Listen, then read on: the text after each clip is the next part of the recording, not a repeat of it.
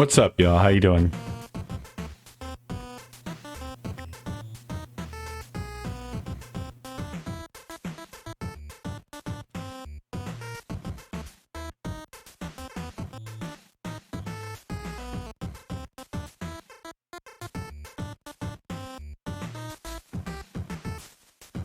Hi, hi, hi.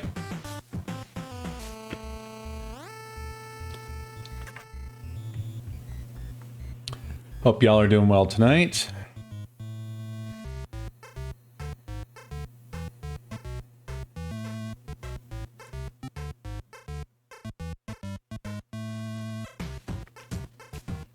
Yeah, there's a lot going on.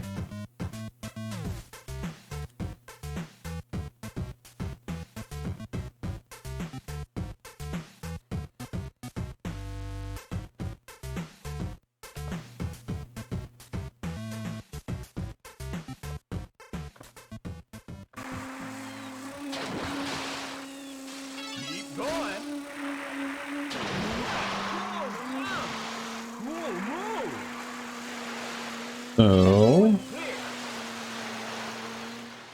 I thought I'd work on this again today because the output hub is here.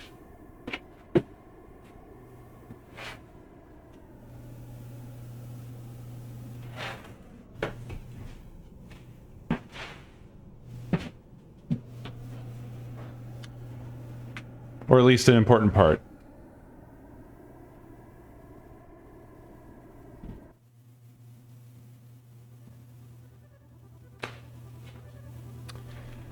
And I've hooked everything up kind of how it would be. And I was just looking into trying to get a better understanding of what's up. Unfortunately, I find a lot of this stuff, I mean, they really detail everything out in this manual, but it's really, really hard to digest. There's just a lot. A lot.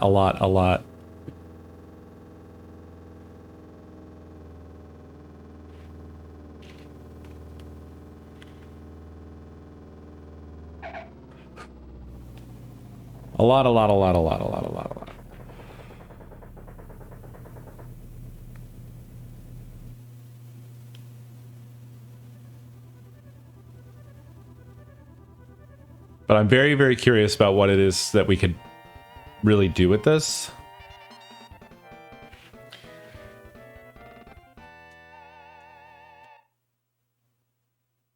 But yeah, so the way it works right now, I only have a few consoles on, but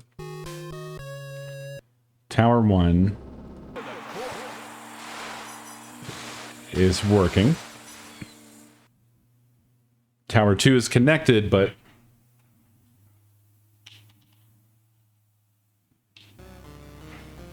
at the moment I have to manually switch it because I haven't set up anything to switch it on the new extra. So the new one's another Crosspoint Plus, but it's an 8x8 instead of a 12x8. It's the same model, essentially, just fewer inputs.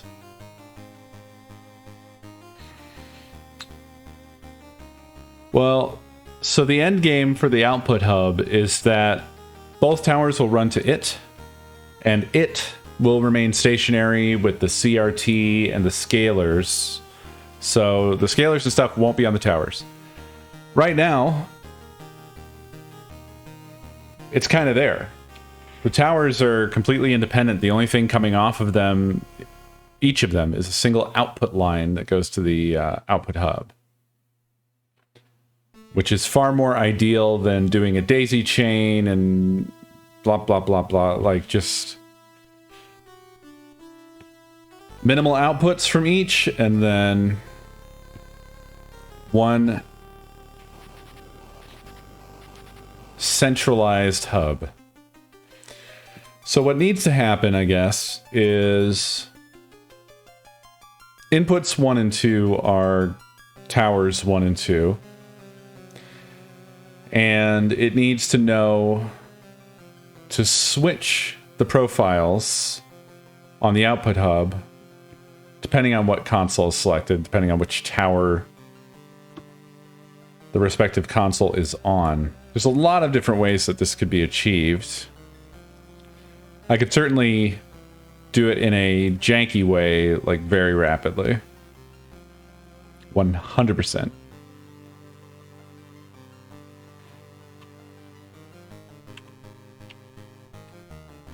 For instance,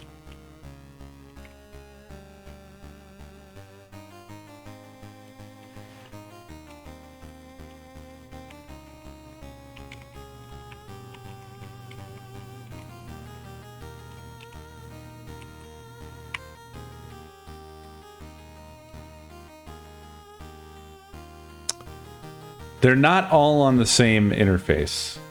The towers each have their own. So that's 101 and 102, and then the hub has its own, which is 100.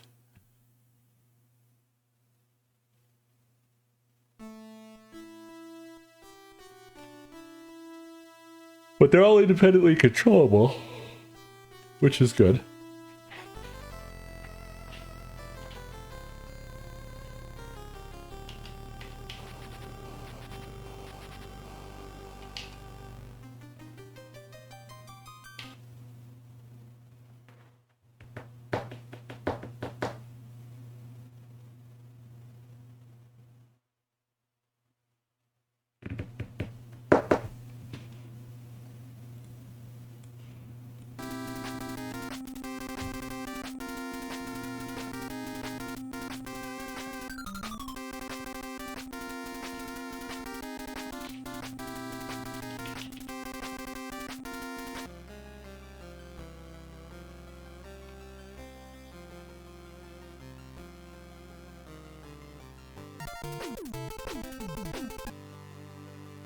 Okay, so now I have profiles for 1 and 2 on the output hub.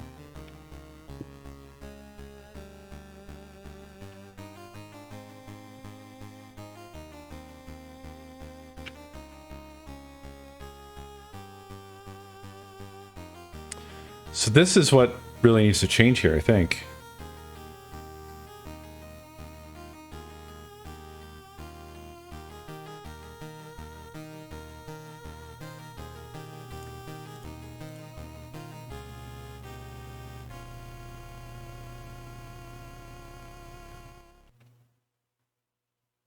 Wait, what the hell?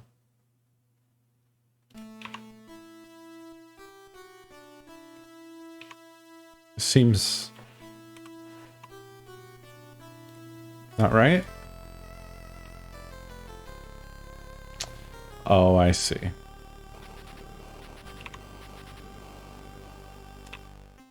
This style that like breaks tabs, breaks white space. Yeah, exactly. That's all that really needs to change.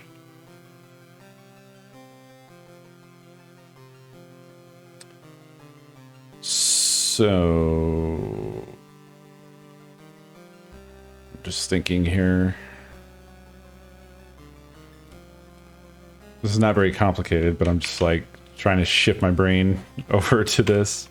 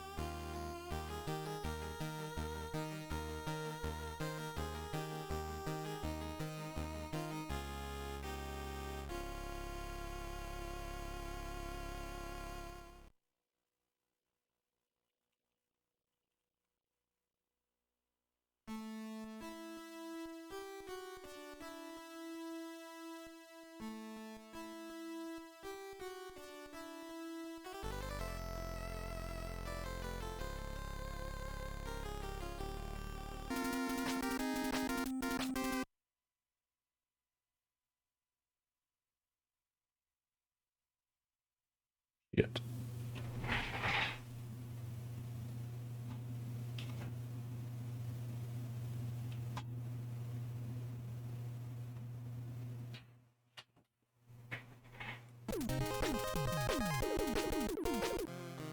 Oh.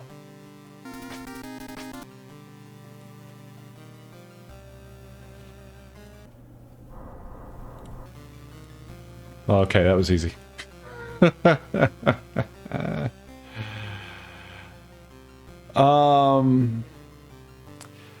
Well, that's why I was looking at manuals, because I'm trying to figure out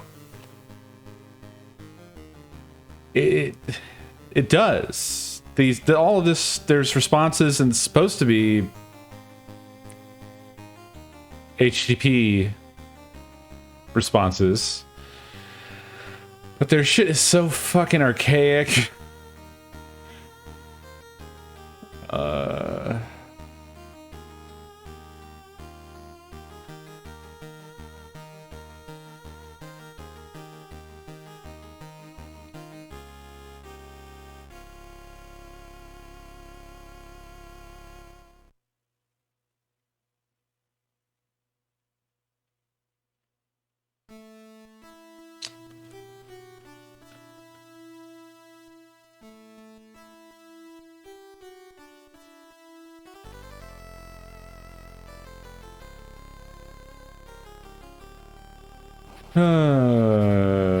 The following are either telnet port 23 or web browser port 80 commands. There are some minor differences when you are implementing these commands via telnet or via URL encoding using a web browser. All commands listed below work using either connection method, but due to some limitations of the web browser, the encapsulation characters are modified to make sure that the web browser properly handles them. All examples in the command response table on page 4-6 show the proper implementation in a telnet or web browser session.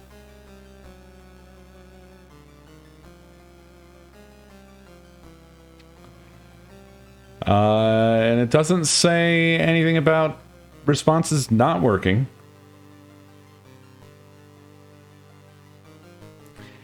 Maybe that's what they're referring to. Maybe they're not referring to, like, the modern definition or interpretation of response.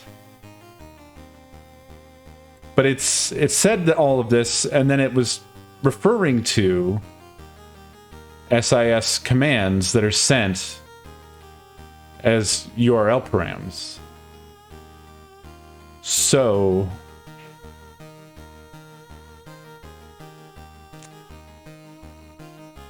I simply don't know.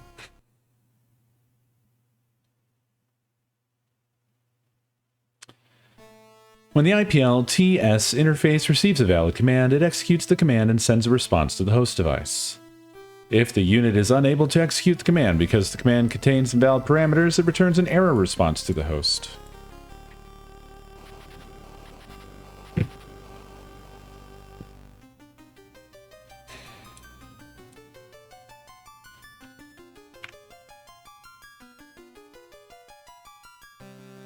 I believe we have done this, but we can do it again. Looking for something different this time.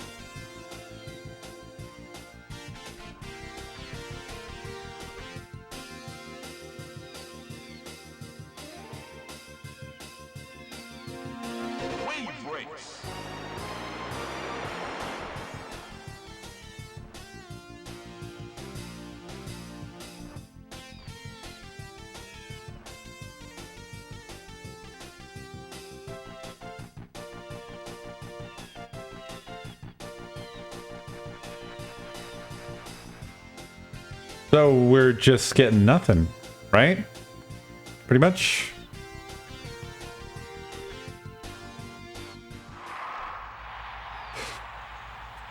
Three, two, one, go! It's not required, but it would be very useful. I would categorize it under necessary. Responses would help me to explore this deeper, for one thing. Try different commands, try building commands, and get some sort of feedback as to what it's saying is wrong. But additionally, we don't really have a way right now to tell the status other than visually or audibly. I would really like to have some way to get more information back. I have zero knowledge of Telnet.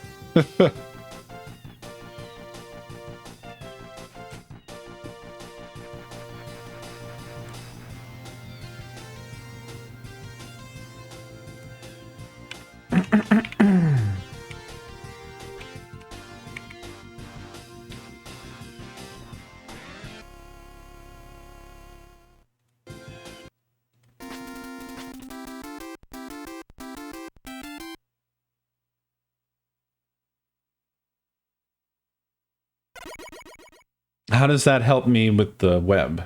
Or you're saying use Telnet for testing and then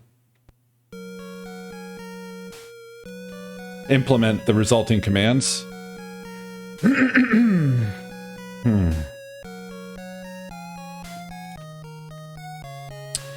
Could do.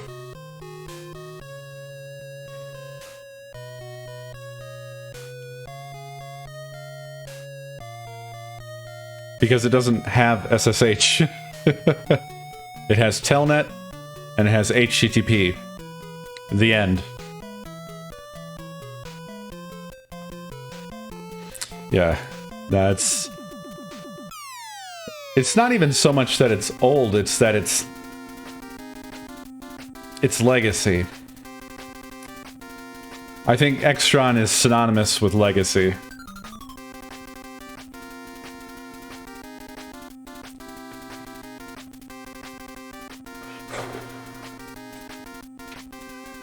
Well, a number of these devices that I have are as recent as early 2000s, where, like, the rationale that would explain why only Telnet is not, you know, SSH was around, HTTP was well developed. I think that more of the issue is that, as it was said, enterprise. You know, a school will install this stuff. No, it's not bad devs, even. It's the nature of their business. An installation can go into a place and be there for 20 years or something.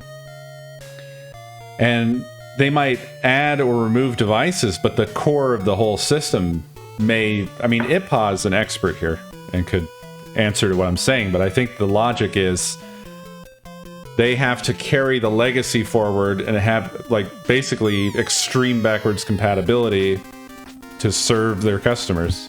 It's like basically a weird space. It's not like consumer, where, like, consumer stuff essentially doesn't really need crazy reliability and tends to be far more disposable, you know? People replace their TVs and monitors and other such equipment on a fairly regular clip.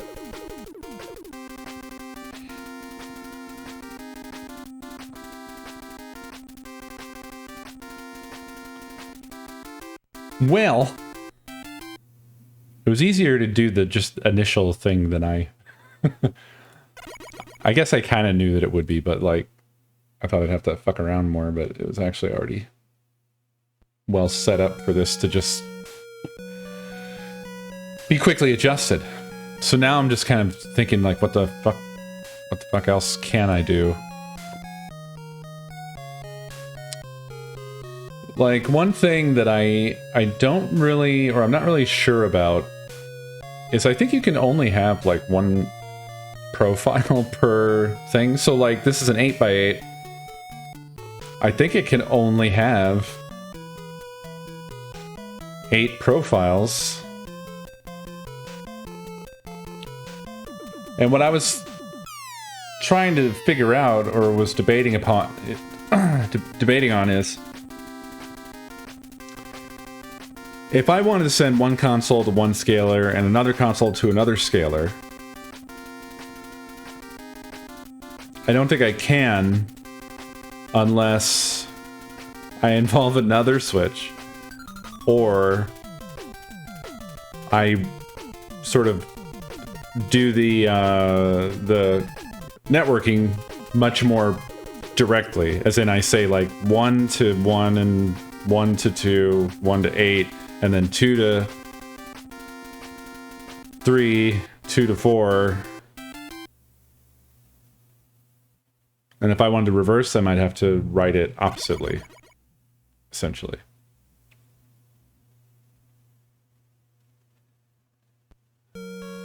Well, right. And that's basically what I'm saying, is like, I don't know how to do routes at all. Everything I know so far only has to do with profiles. I think that works great for the consoles because it's just sort of set and forget in that case, and that's all I need there. But for the output hub, I think I need more flexibility, so that's why I was wanting to kind of dig a little deeper into this stuff. But it's just a lot. I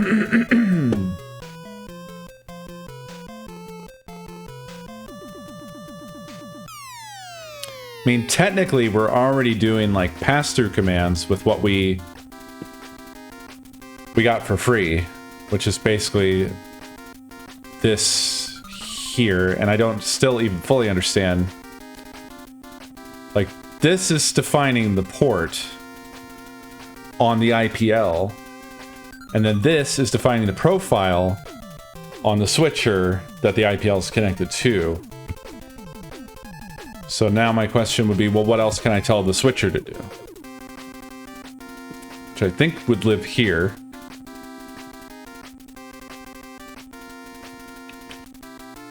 Whoa, I don't want that. Will this actually search this? Or... Hello?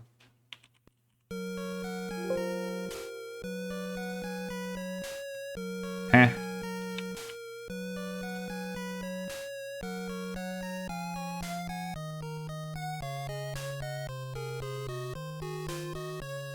Blech.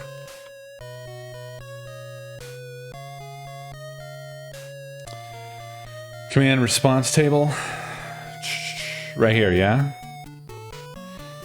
Tie video and audio to output. Okay.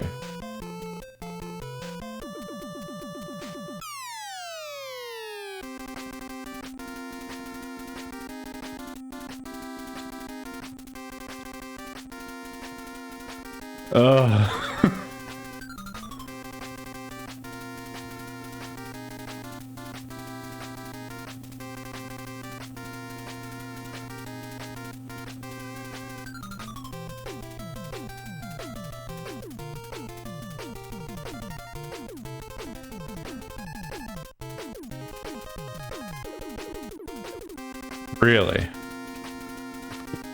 So...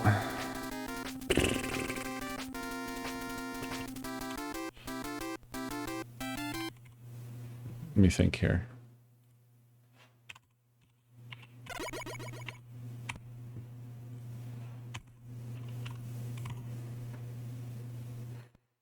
One to 1, 5 to 3. So if I wanted to do... So I'm just gonna write some out to just wrap my head around this because it's fucking me up.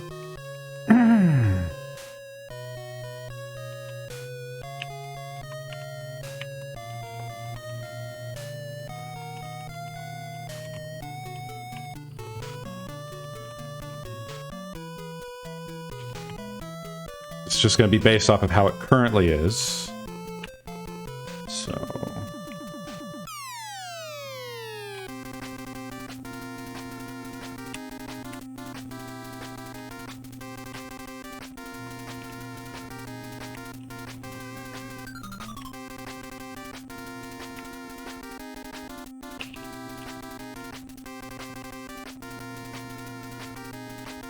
I probably have this backwards. I'm not sure. Did I do it backwards? Yeah. Yeah, I did it weird. It's fine. This is just testing, really. Okay, so A to OSSC. Oh, and also I have to, just because it's set up this way right now, audio out. That's independent audio out. So if I were to want to do A to OSSC, I need to do 1 bang, or 1 by 3 bang. And I guess you can chain them with no spaces. And if I wanted to include audio, it would look like that.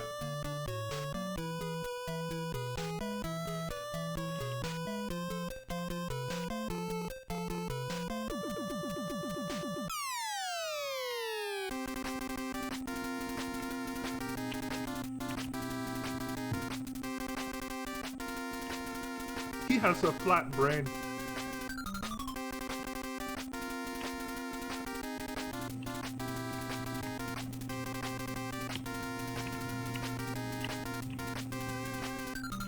So that would be big place.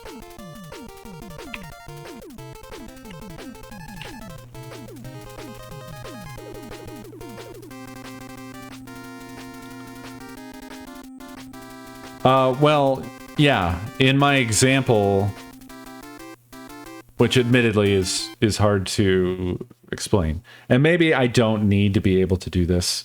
Maybe it doesn't make sense, but I realized that using profiles, I couldn't send like one thing to the RetroTink and one thing to the OSSC. But in retrospect, what's the point of that? What's the need? Probably would just make more sense to just send them to all outputs. Really, even on the towers as well. Just every profile is one to all. Is there a command for that? Is there a short command for just... Then I wouldn't even have to go and update my profiles. Just override using command.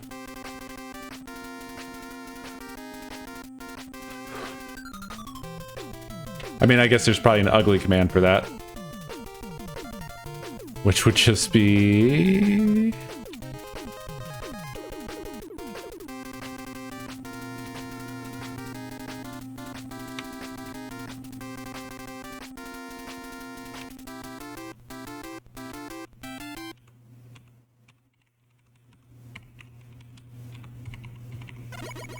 We've done it. Oh, if you just leave it, that's it?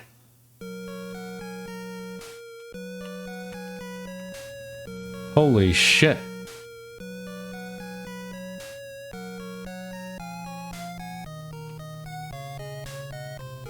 Wow. That's, well, that's just crazy. So...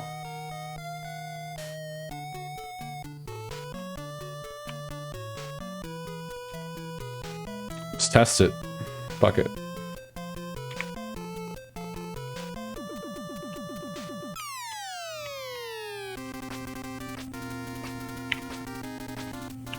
Whoops.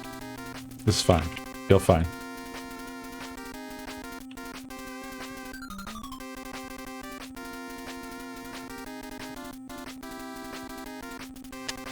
Okay.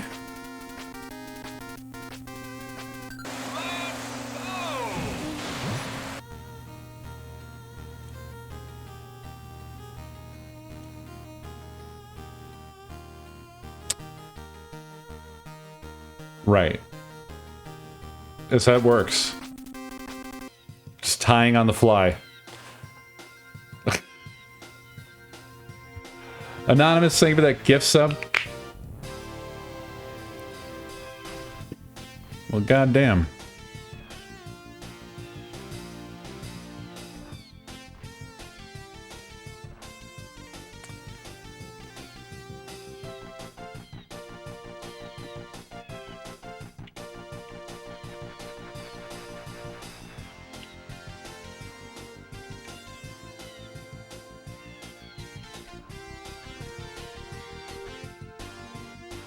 Well, I'm doing this wrong.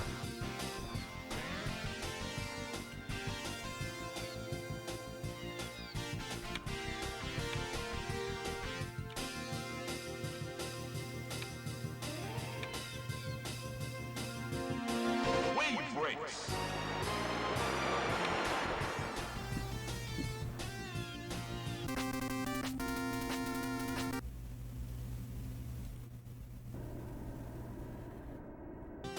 This also pretty easily solves our issue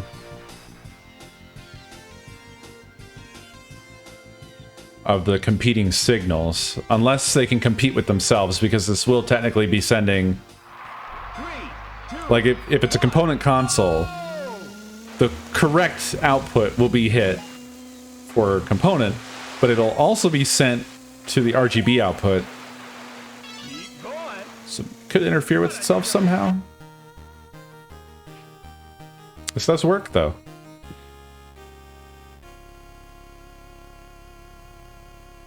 That is wacky. Surprised tying the routes is this easy. So there must be a way to say, but not this one. You turn off one. Tie input, right? So X1 star X2. Input number, output number.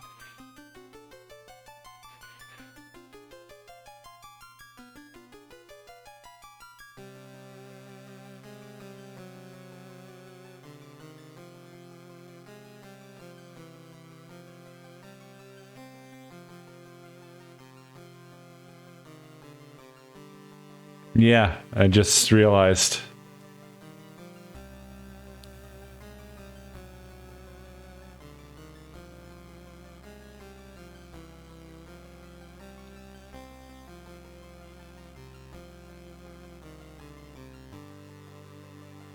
So I could prevent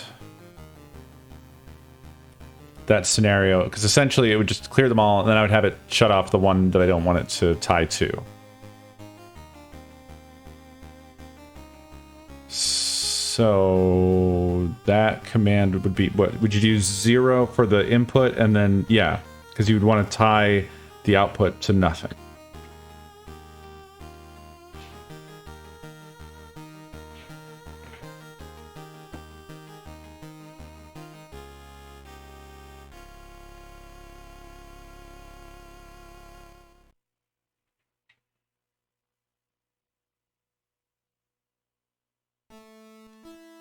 And that would happen on the hub.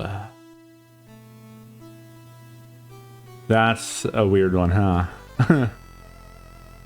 Because it would have to know. Well, why don't I test and see if it's caused that issue to resurface?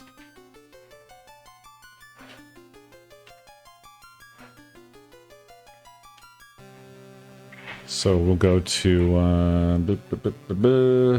GameCube, which is not on yet. Then we'll switch to components.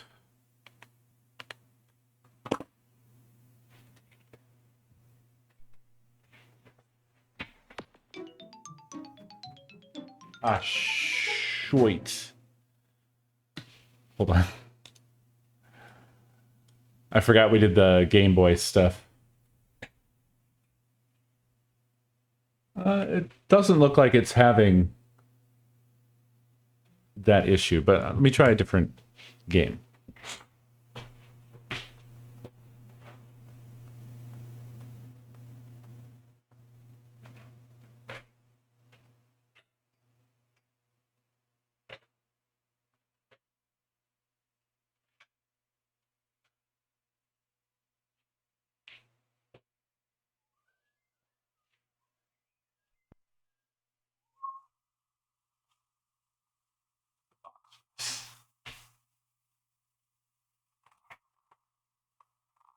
Where did I put everything?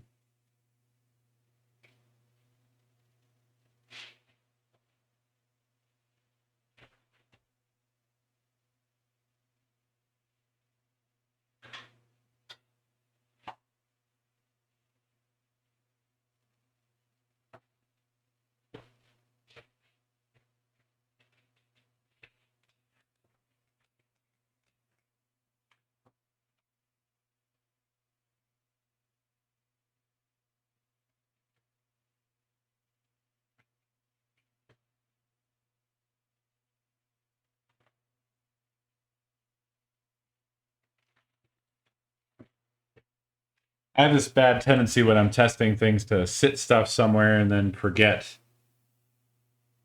what the heck I did with it.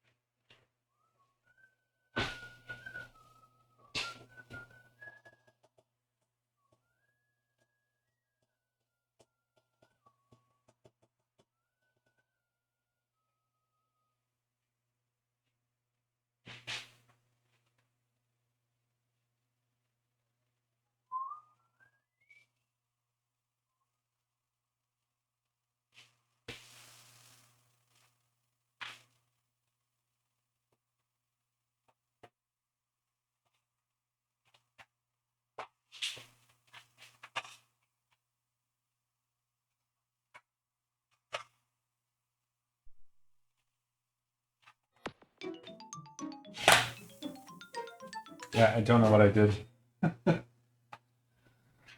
I'm stupid that way.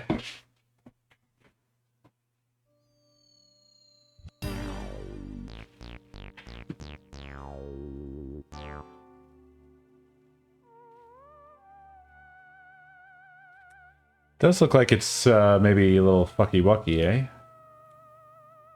Something didn't look right there.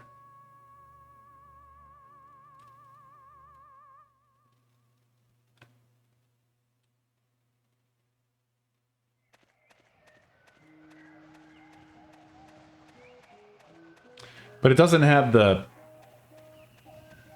scanning.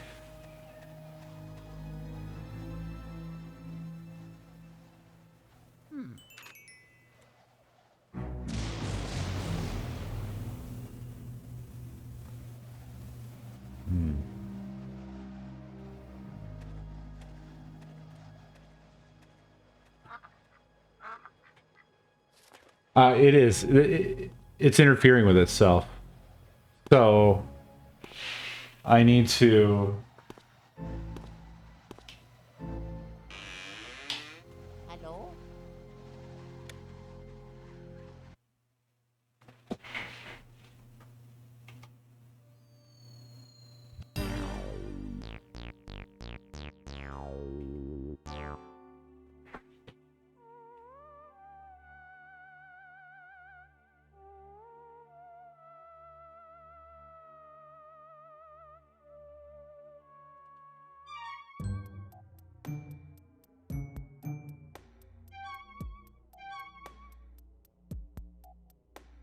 Think that fixed it?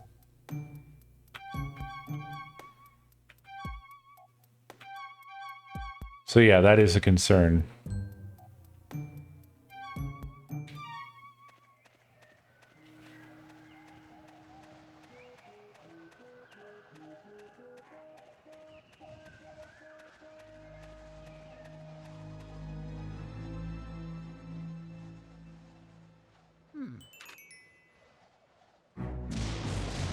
He has a flat brain. Yeah, this looks more better now.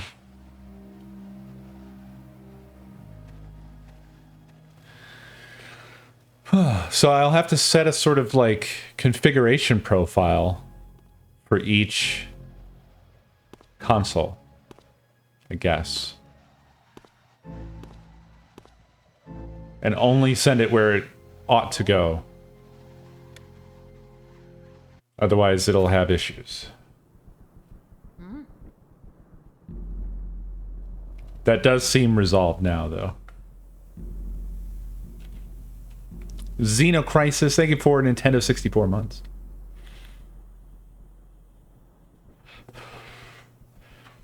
Nah, it'll be, I think it'll be relatively easy, to be honest.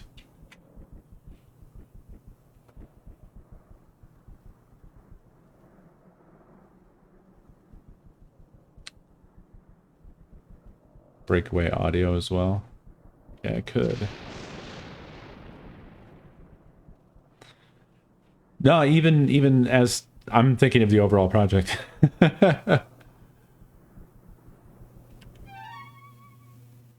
I'm just going to test this again. I'm going to turn the RGB back on. This might just be a RetroTink thing as well, that it just doesn't like receiving the signals on both inputs at the same time.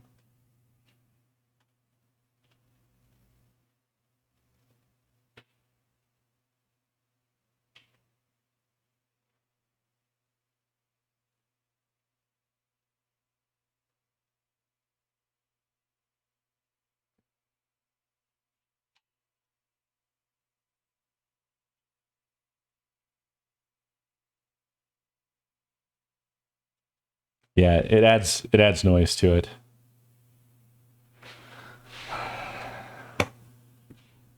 That's fine though. That's not really too bad. So in that case, so this is our map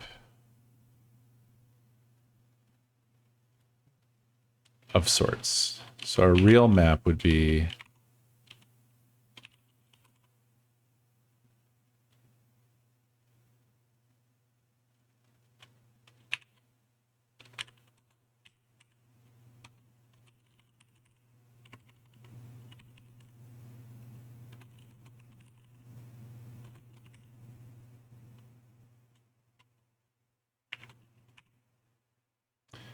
so that would be 1 star bang, 0 star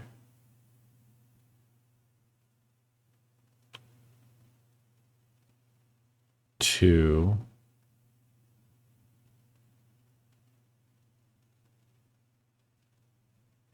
honestly, it's easier to just do 0 star bang, 1 star 1 bang, 1 star 8 bang. So clear all.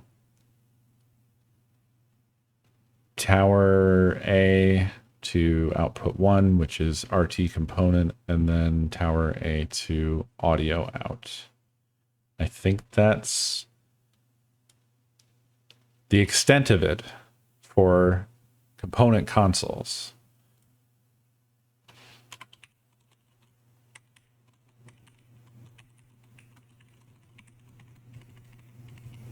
And therefore, RGB would simply be that.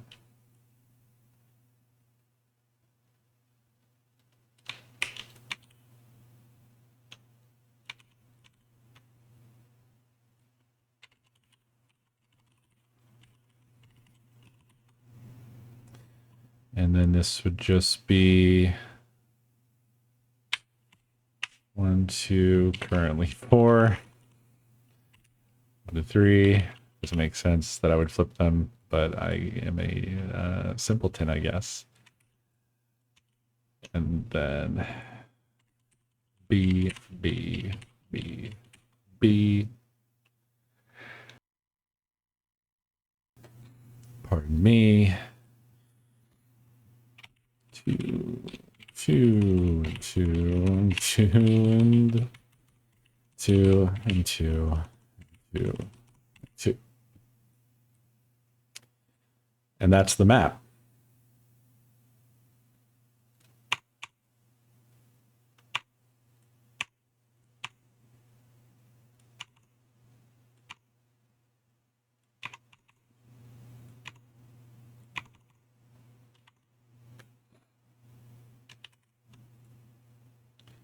Think, yeah. Oh, I'm so sorry. Sorry, sorry, sorry.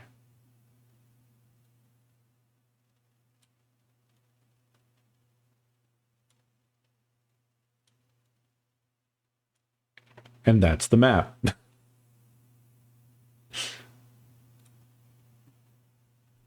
Right here.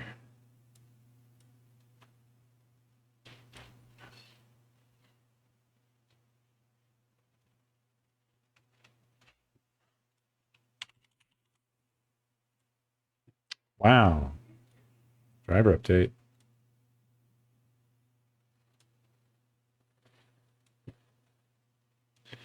Okay. And then I would need to condense this into...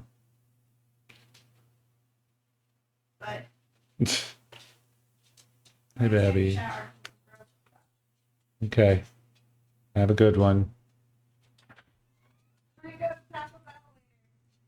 Okay. That sounds dangerous.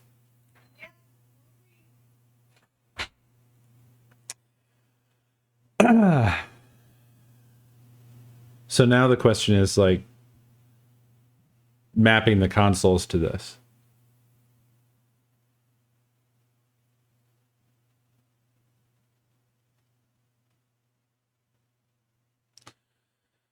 Yeah, but the dev tools aren't hiding anything.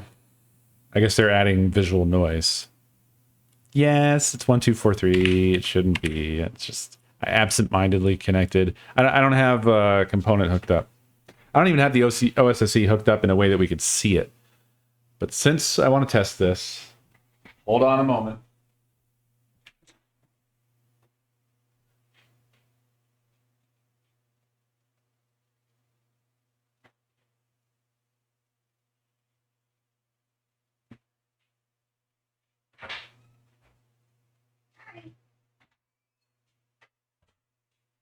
where'd you put the shower finger?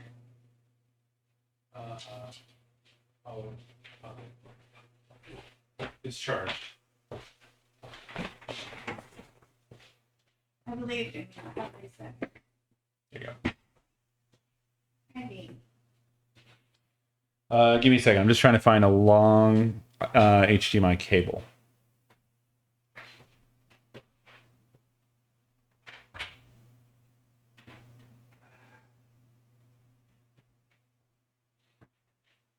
Probably have one.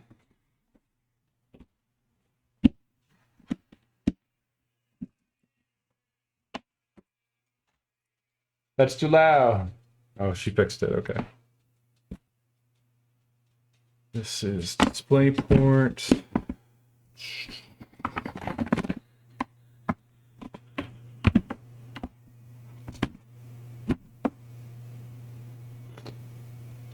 Maybe I don't have one.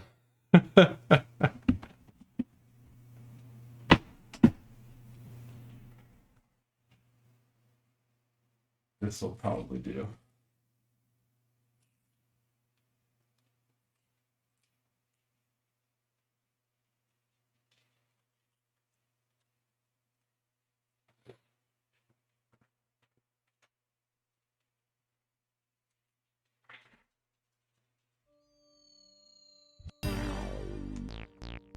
Yeah. This will be good.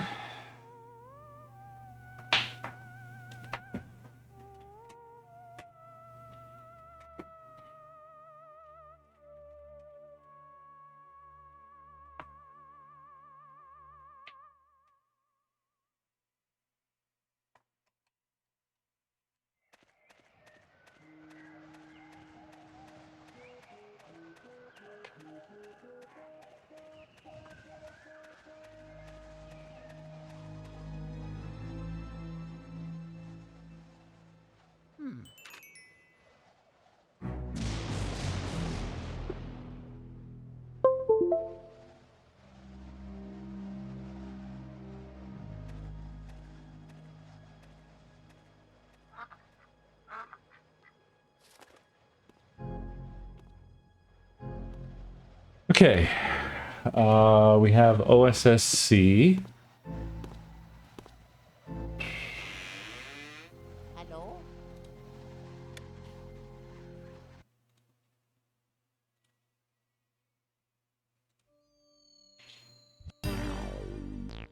Let me see if I can get it added here.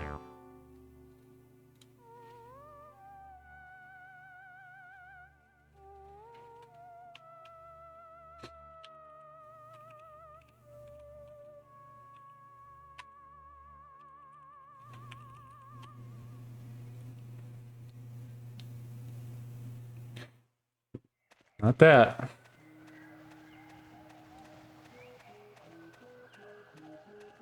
Aha. Okay, so we have OSSC. This is a lot. There's a lot going on here. I guess I can put this right here.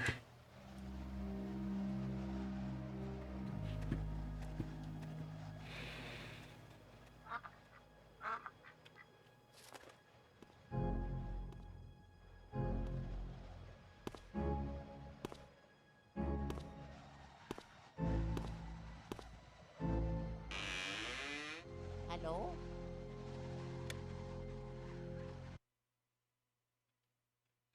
Also in my setup, this is absolutely unnecessary. Just realized. Boop, boop, boop. It's always the same, so it doesn't need to be there.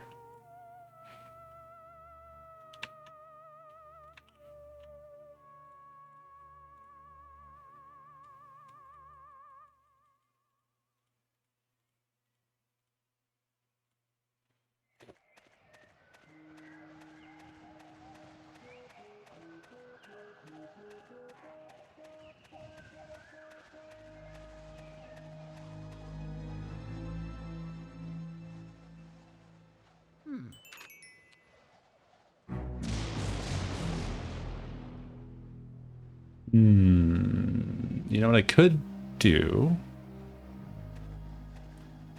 is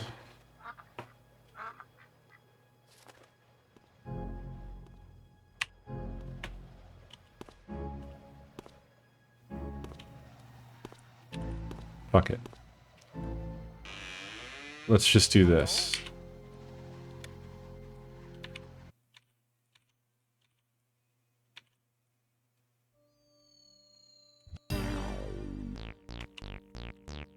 Let's stick to convention.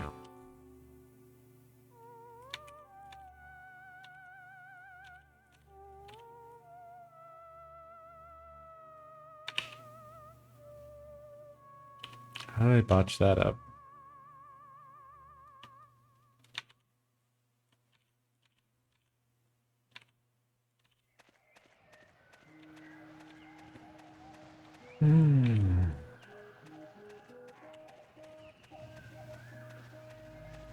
Okay.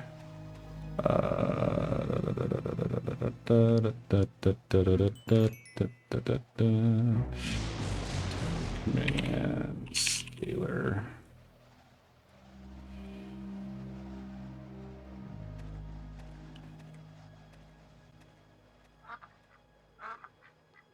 Oh, it needs more than that.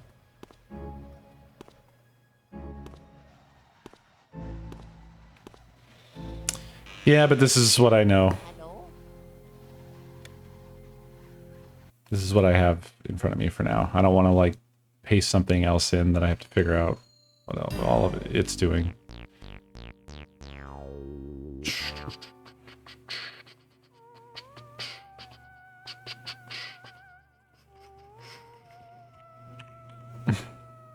This is not going to be like pleasant to parse with your eyes.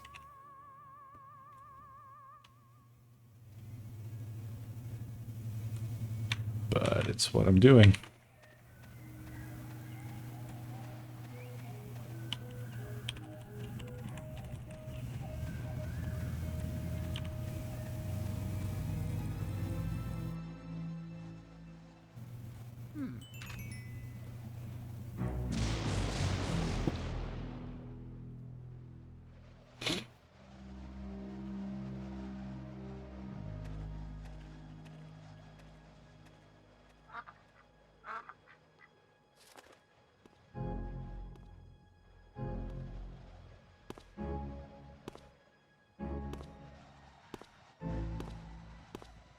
Yeah, Twitch has had issues for a while now.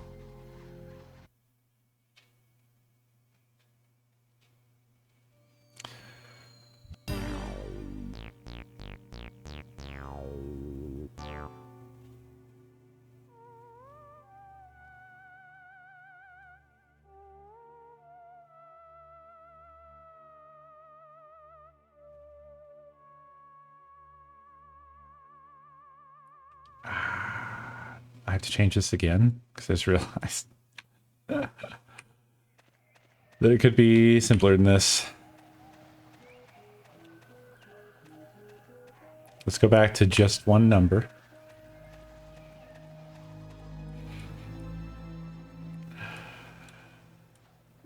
Okay, now.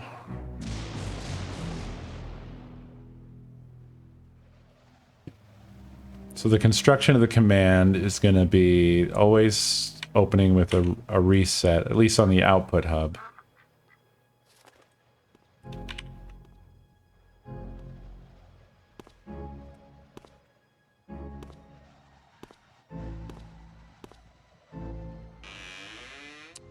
And then...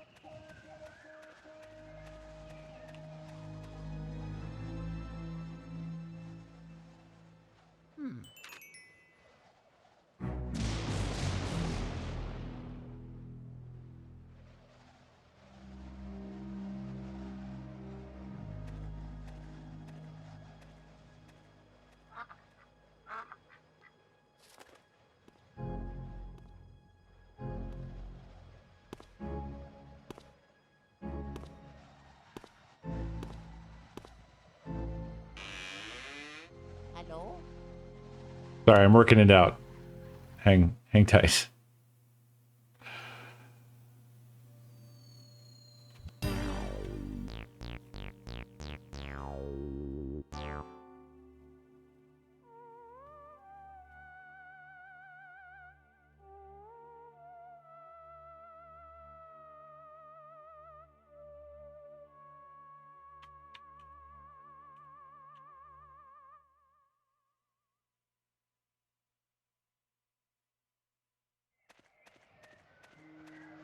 Trying to figure out how I want to piece this together.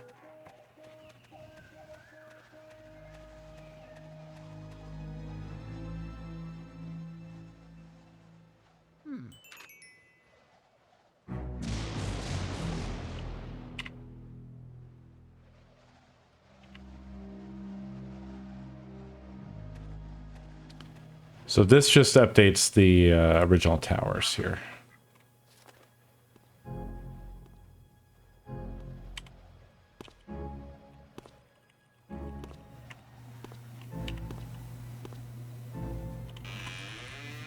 Hello?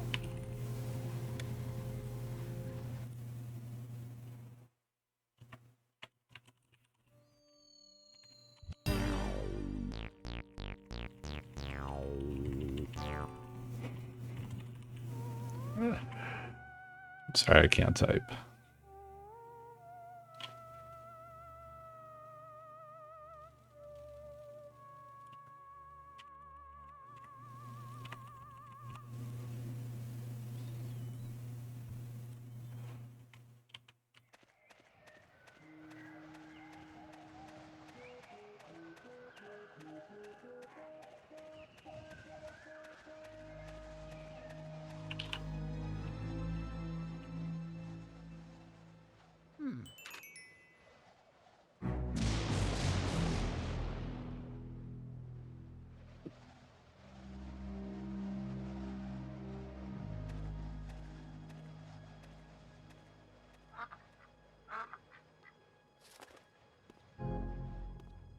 Oh yeah, these are purposeless now. Oops, not what I wanted. Hello?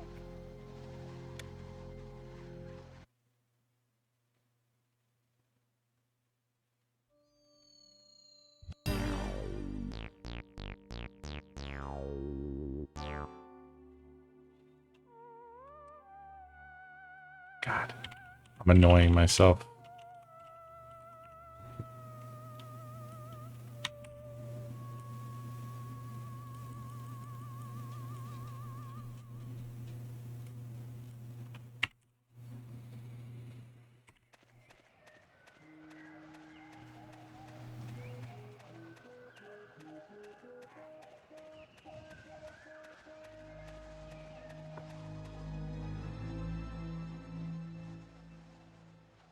Yeah, no, I want to build a string. I'm just trying to simplify how I build the string.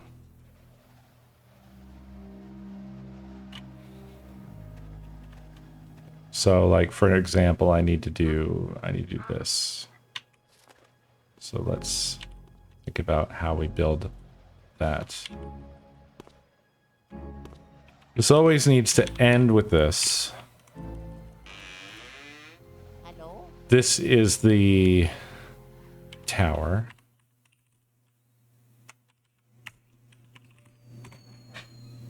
He has a flat brain.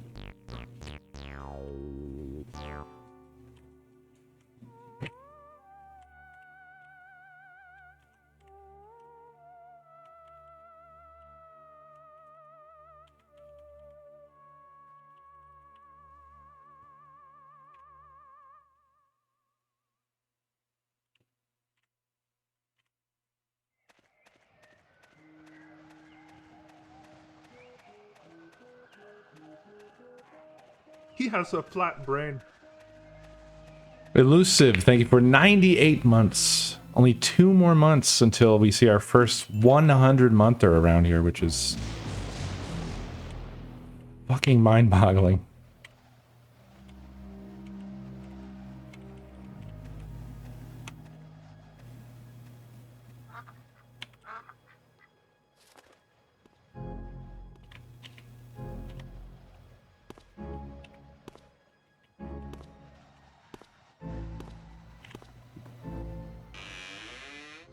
Hello?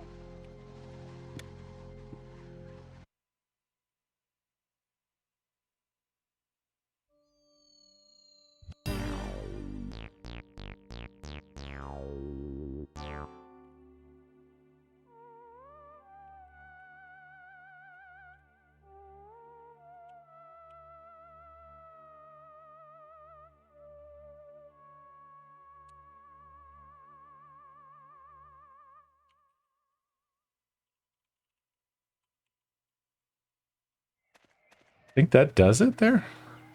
This is how I operate. It's just I spend a lot of time thinking, and then I'll finally do something. Kithron, thank you for 77 months.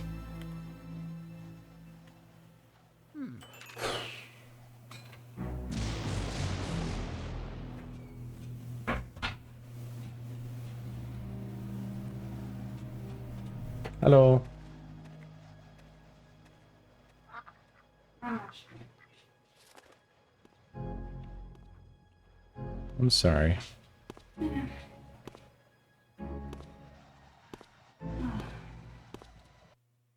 Feel really nauseous.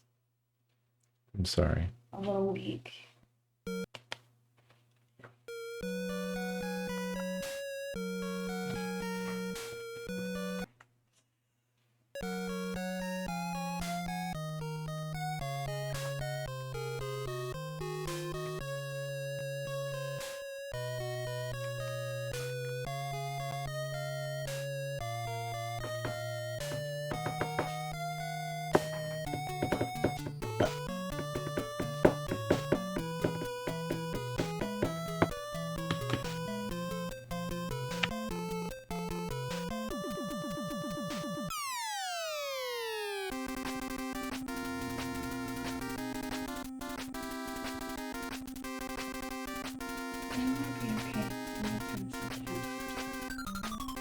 I'm just gonna sit down. I go. Oh.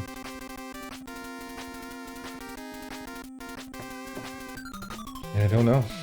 Oh, it's feel itchy. I don't.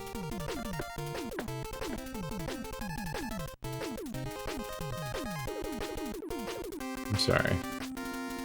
We also tried to request when you only in different days. Right. So I'll have to go to a different room slightly further away.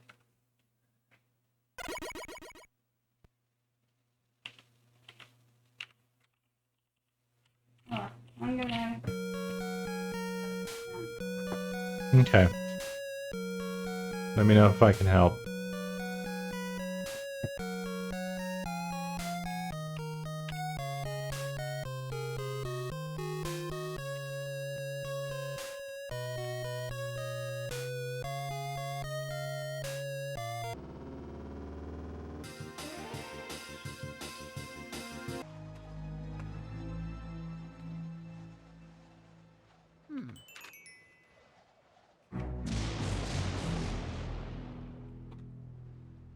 Okay.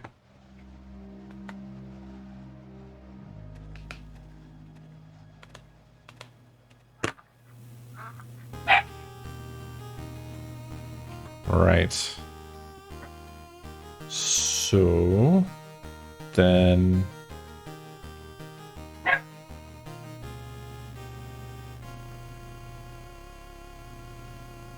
shit, I think I fixed the thing because I was shamed and then I actually haven't. No, it's okay. I'll just put a 3.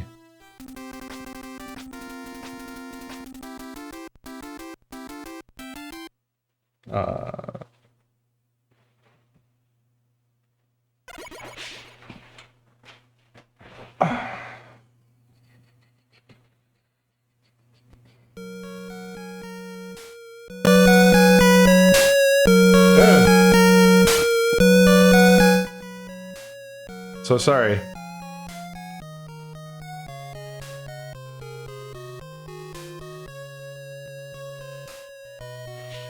I didn't know it was gonna do that. I apologize.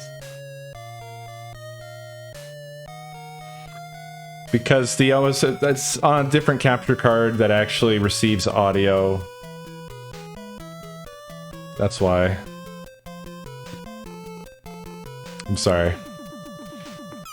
The other one doesn't, which is why I have a separated audio output to a capture device.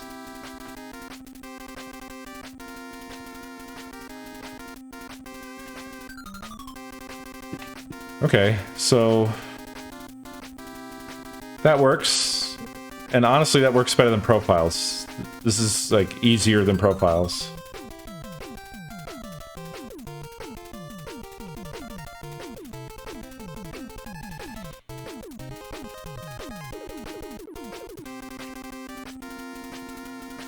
I mean, this bit kind of blows, but hypothetically, I'm not going to need to be changing it a lot once it's kind of established.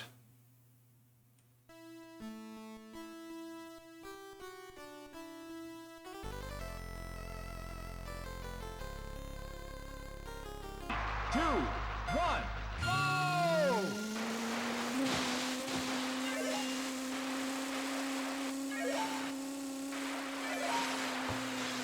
Checkpoint clear. Yes. Move. Here's the thing. This is Clear. duct tape and staples. This isn't my magnum opus. I would like it to be better. The end result should be something that's written well. The initial result is something that's written fast. Because until like 1 minute ago, I didn't know that I could do this like on the fly input output tying. And the thing is if you don't know what all of your parameters are, you don't know what your config should look like in the first place. So don't look at this and think he designs things like an idiot. Just because this isn't a design. This is duct tape and staples.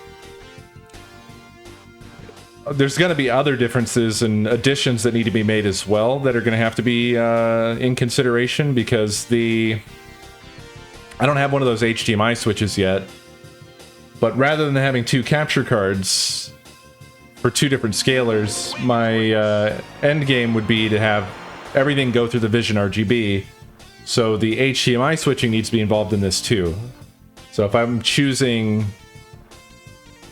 the scaler and the input to the scaler, which consoles go into that input, I also need to choose which scalars going to the HDMI output to go to the capture card. I know, I'm just explaining myself, because I know that, like, Tenosa spent some time writing, like, basically an endgame thing, but that's the problem when you kind of run out ahead in a race where the track is being defined as you're racing, so all of a sudden you're off the track because the track changed to a totally different direction. That doesn't mean that those ideas aren't usable.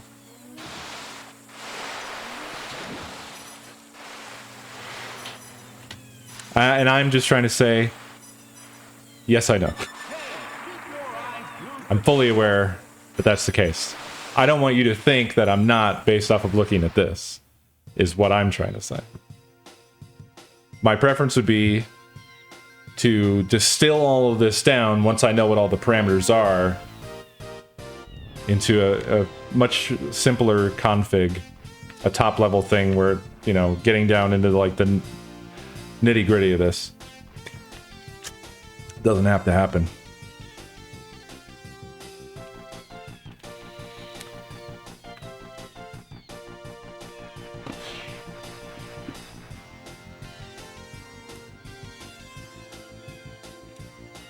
I haven't used the OSSC in a long damn time.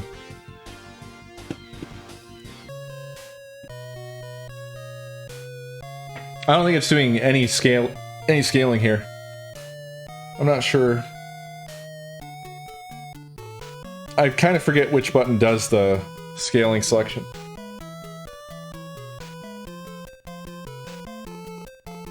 It's that one.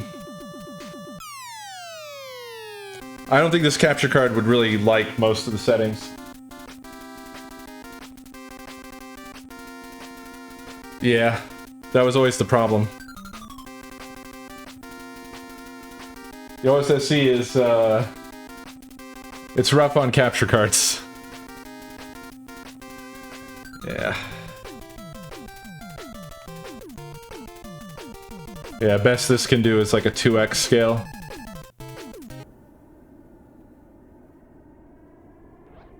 It probably wouldn't like the RetroTink's output either, but I'm not sure. The RetroTink's supposed to be more, capture card compatible.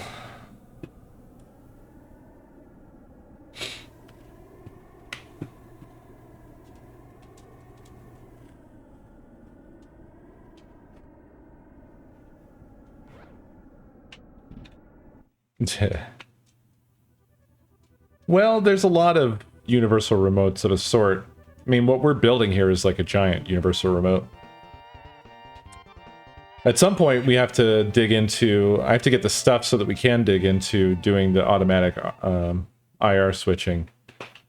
But I'm a little bit scared of that because that seems like really unknown territory for me. I have no idea how that's going to go.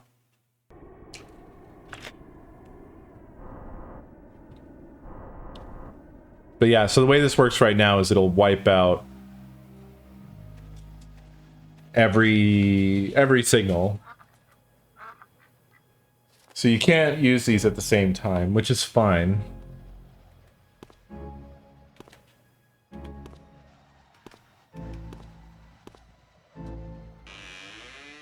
Even if they're not using the same signal.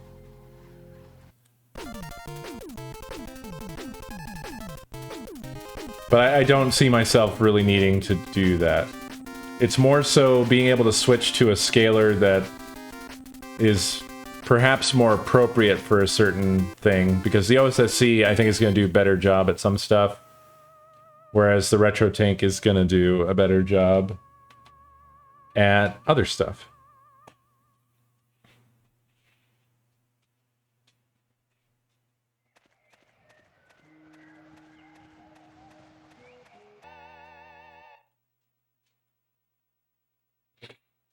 The other thing that's not in here right now is the CRT, because that's not hooked up right now. He But has that a won't flat that brain. won't be a difficult addition. It's gonna be two more outputs, but they can go in the like always on group. It'll be similar to this. It'll probably be like 6 and 7, so 6, 7, 8. Or really, actually, it could be 7 and 8 because I can piggyback. I'm not going to send audio to the monitor, so I can steal one of those for audio out to the stream PC.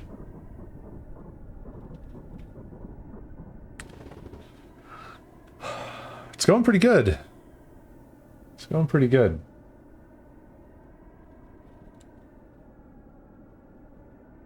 Clairvoyant Nara, thank you for 60 months.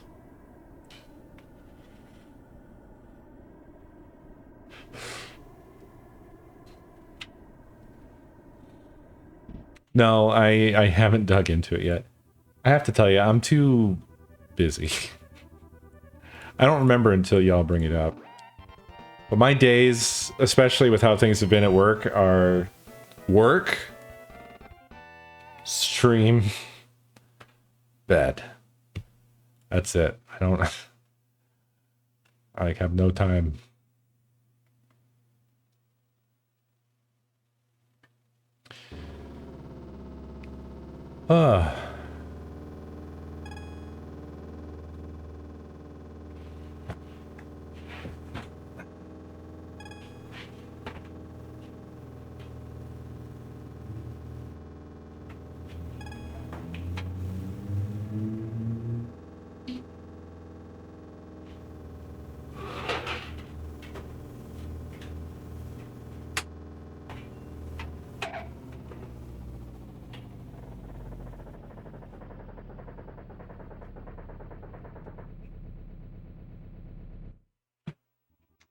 Want to do more full tests.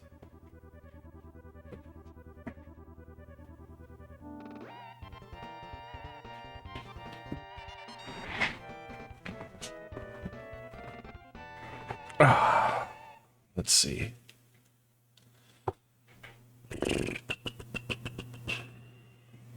So, Nintendo, Super Nintendo, N64, Genesis, Saturn. I got a battery in my Saturn. Hooray!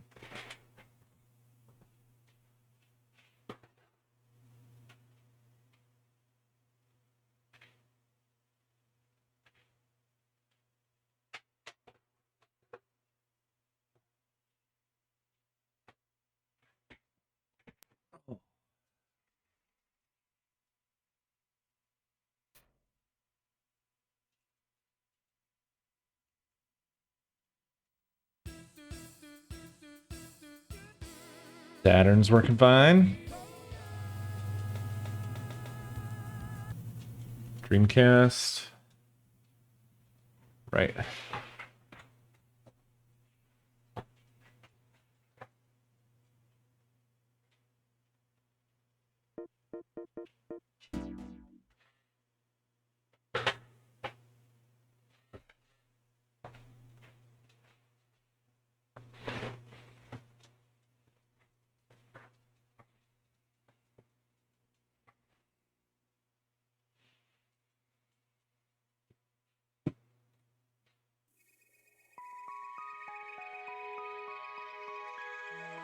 Working. PS2. It's working. MVS. Work.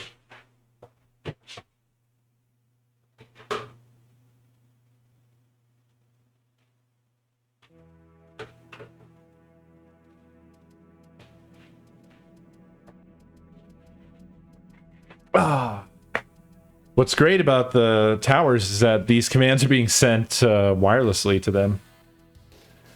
They're not wired up to the network with hard lines. Got that audio issue again, though.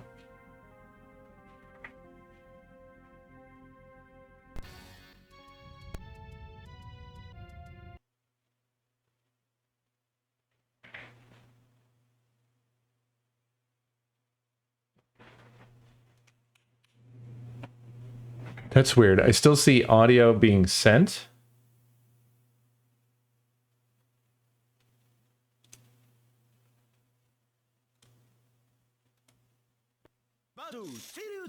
There we go.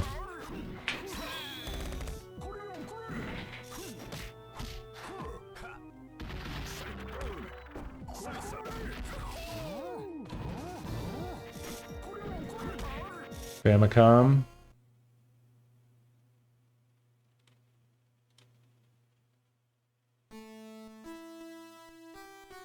Lovely.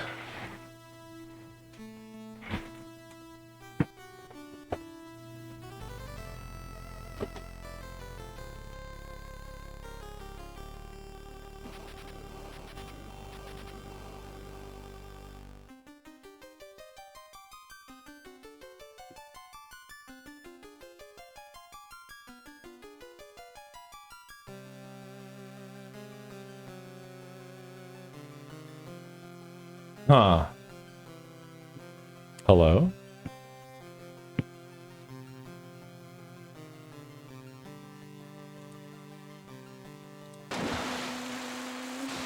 Keep going.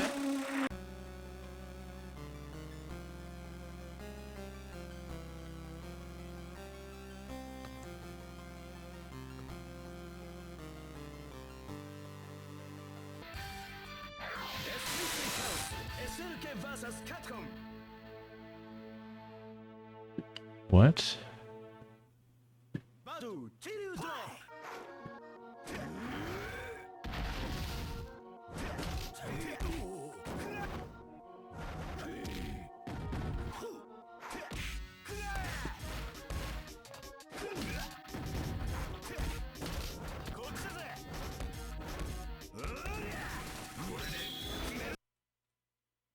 What's up? I mean, it has to be. The Famicom's working.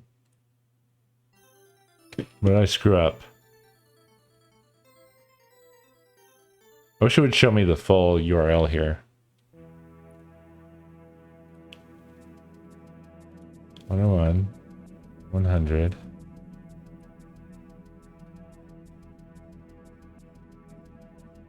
Wait.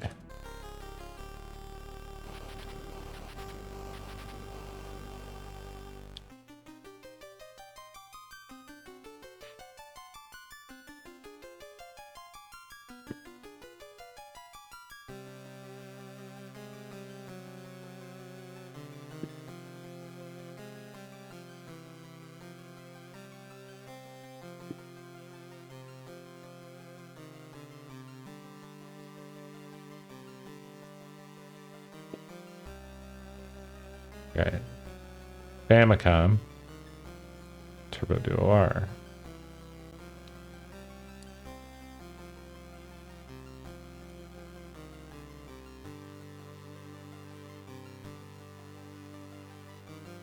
Yeah. 101's not right. But then how is it loading the Famicom?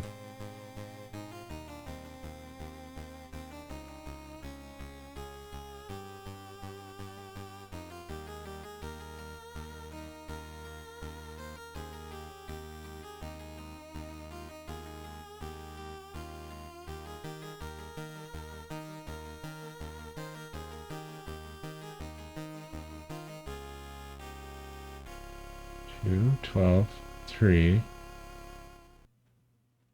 Tower. Oh, I'm so stupid.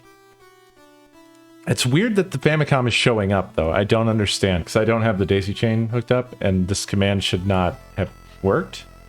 Oh, I know why now.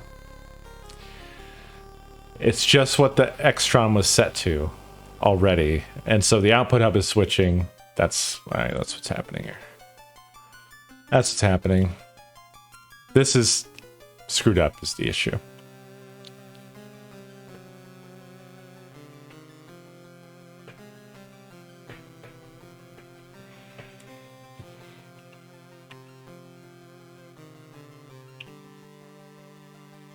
Let's do it.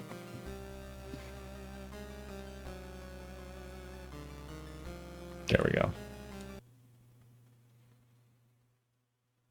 Yep.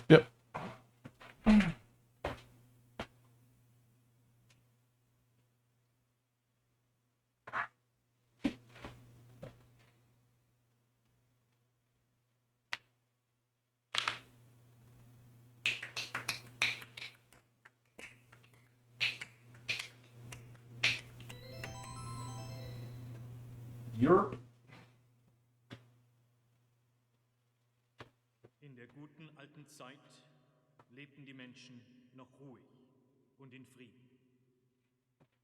Niemand glaubte, dass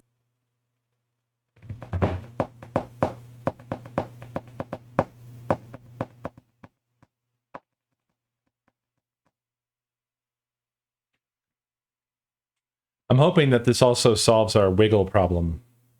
I think the wiggling was caused by the profiles with the overlapping signals.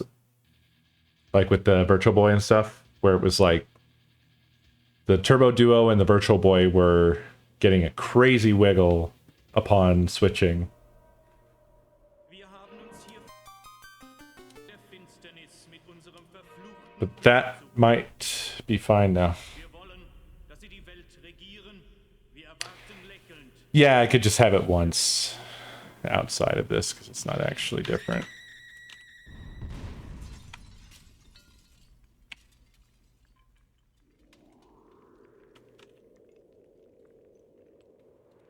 Nach 100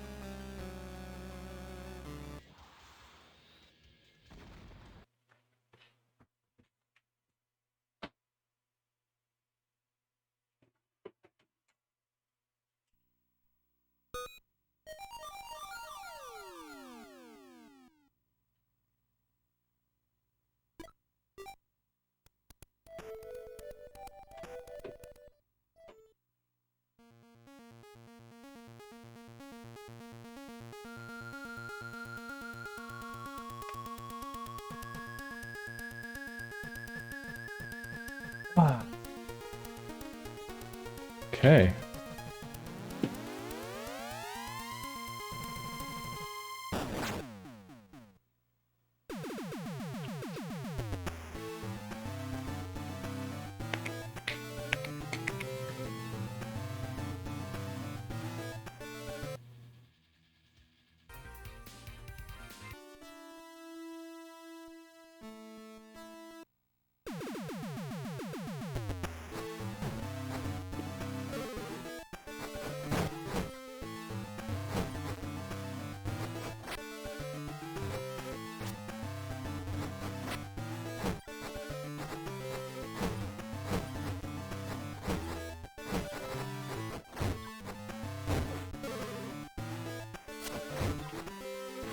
Yeah, I think Teleroboxer is definitely a lost gem.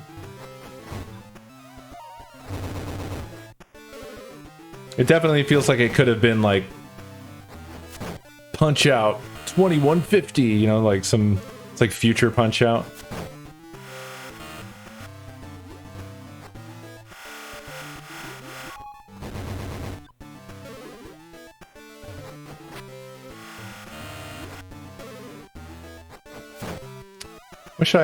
I really keep wishing that I had some sort of templating language available without having to do a bunch of bullshit. Like Liquid or something. So I could just do variables here, because I was thinking another simplification that would be nice would be to send all RGB to either scalar. I could do that on the other end here.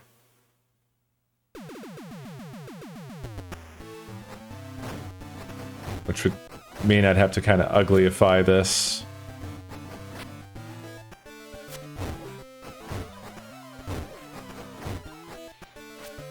I guess I could just not touch that and screw this up down here.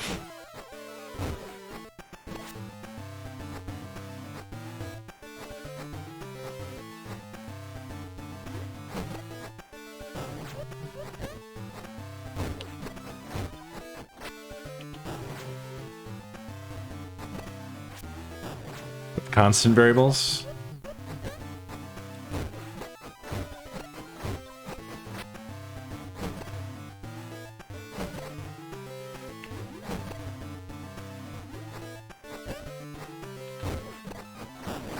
Oh no, your slug tube's in my sock box. Hey, Six, thank you for the raid. How you doing?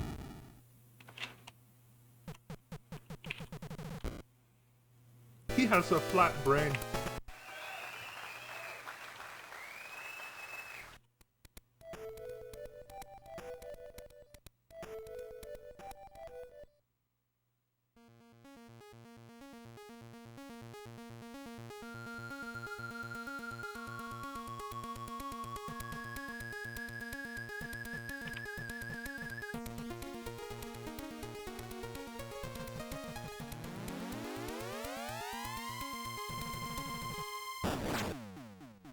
He has a flat brain.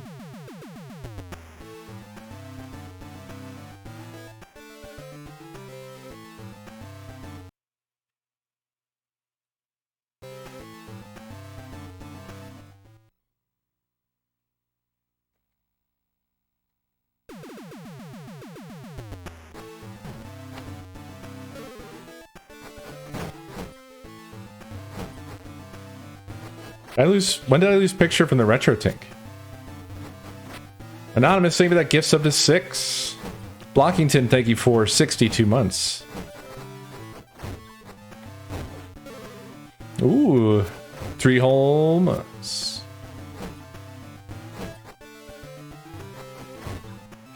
Wadu heck?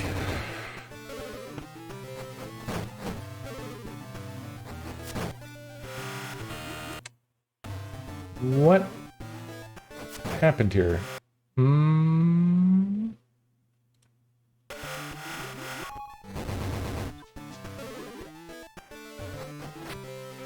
How did I lose the vision RGB?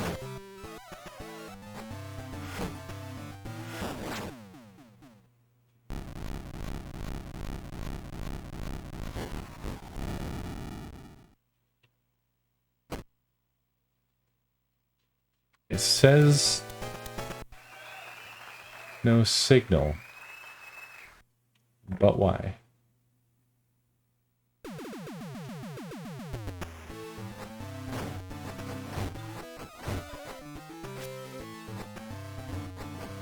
Did anybody see it just go out?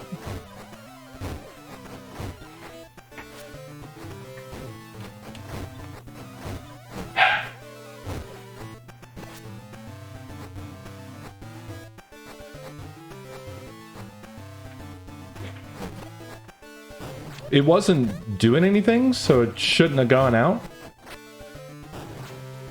Which is weird.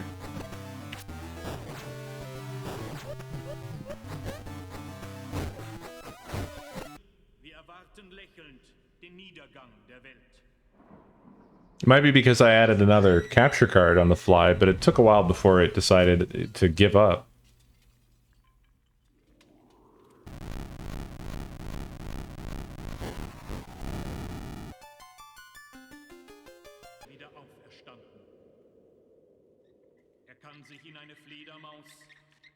That killed it? So it killed it when I tried to send a signal to it, is what you're saying.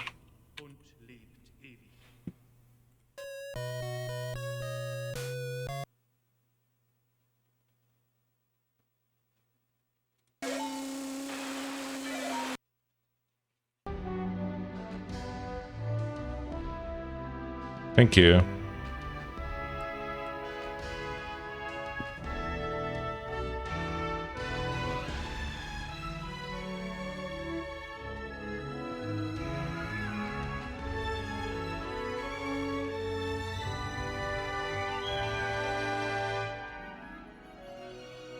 Oh, it looks like it died a little bit before I tried to send a signal to it.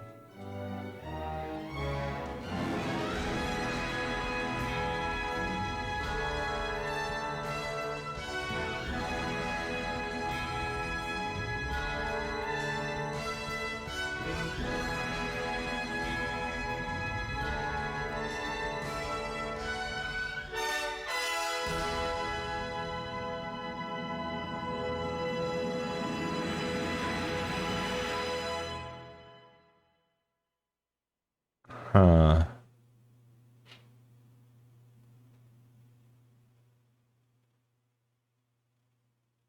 It went out.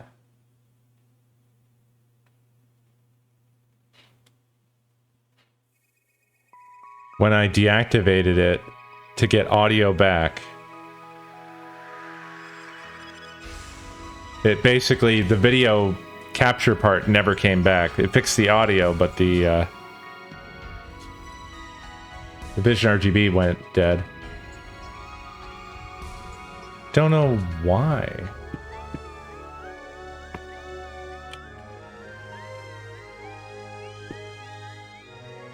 Like, even in its standalone capture app thing, it's not there.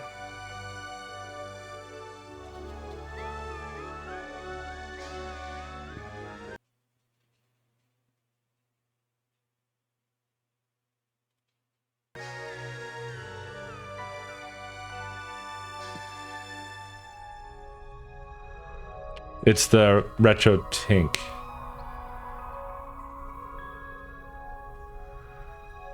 Is what you're supposed to be seeing. But the Vision RGB is seeing no signal at all.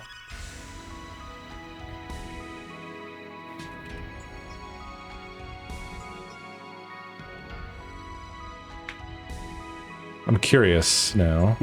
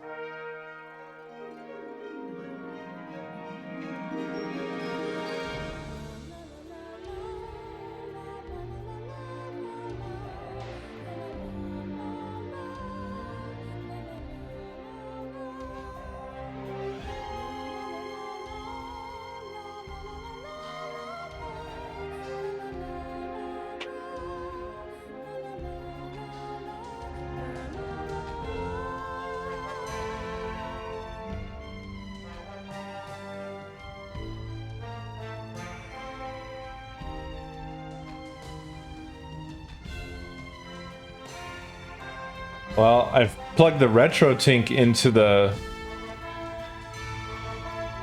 Aver Media, and there's no signaling. I turned the Retro Tink on and off.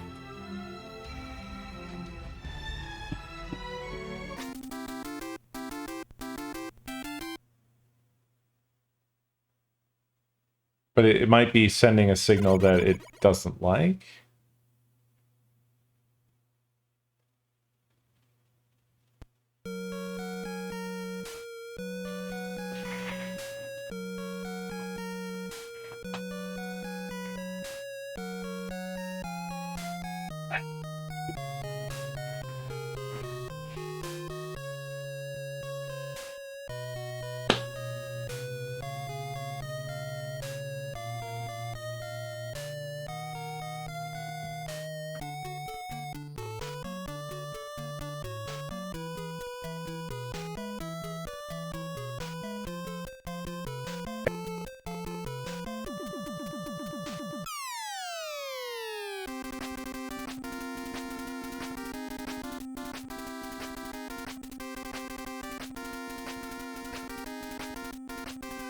Hold on.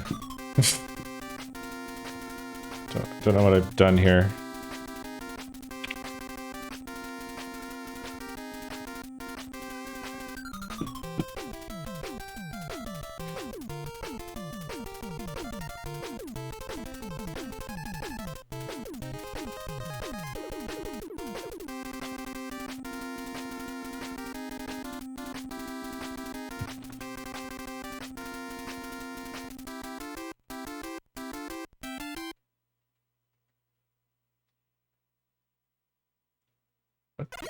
Oh. Yeah, I'm a dummy.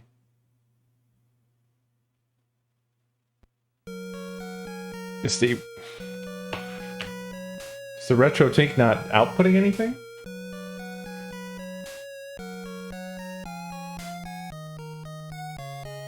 This is the OSSC now on the Vision.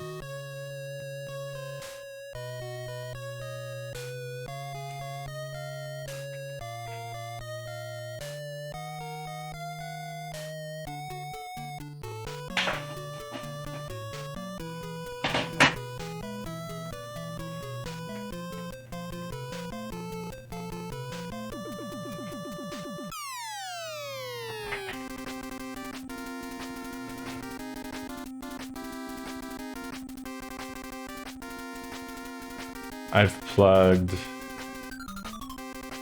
Okay, well, then hold on.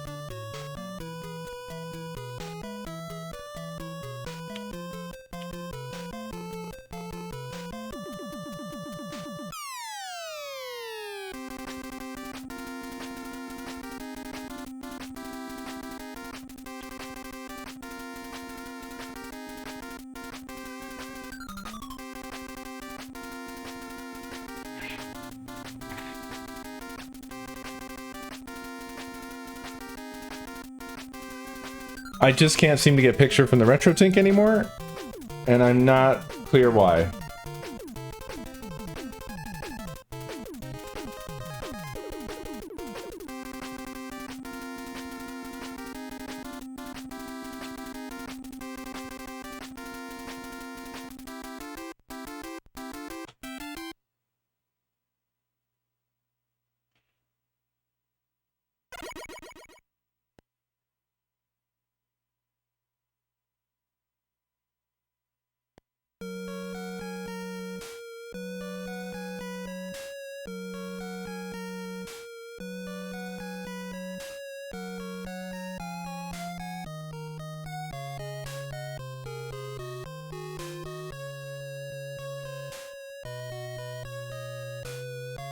Yeah, keep it.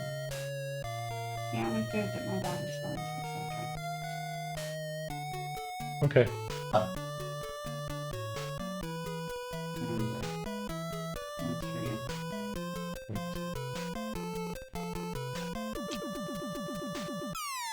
Be safe. Alright. Anything you want?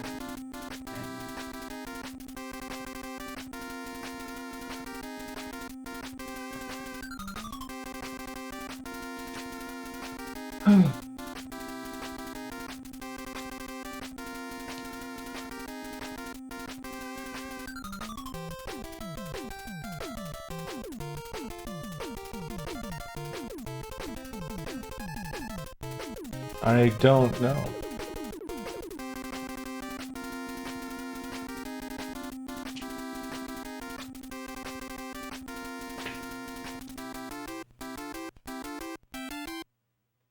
I simply do not know.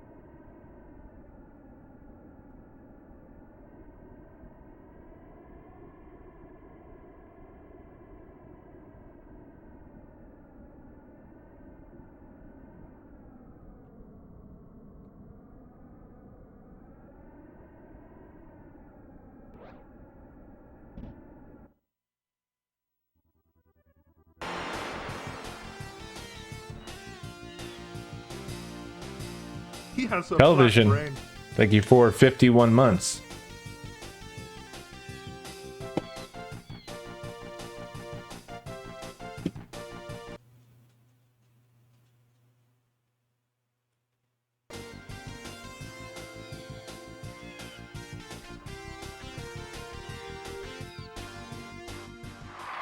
I don't know what to do.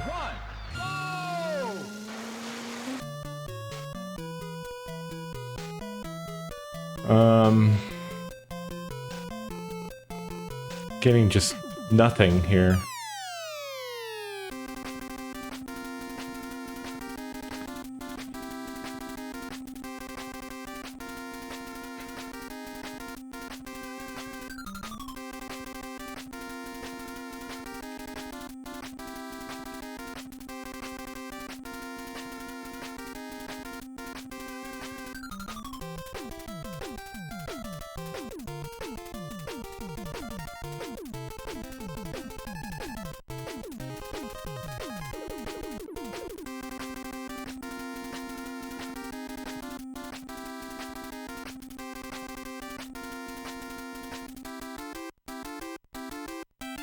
Yeah, like when I shut it down, it's supposed to.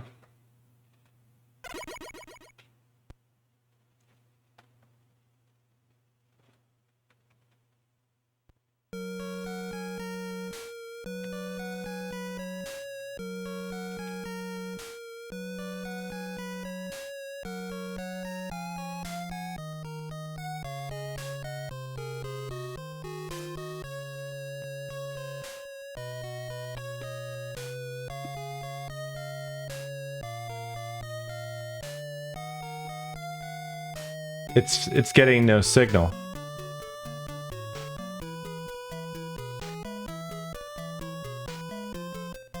On that application. The Vision RGB was getting a signal from the OSSC, so...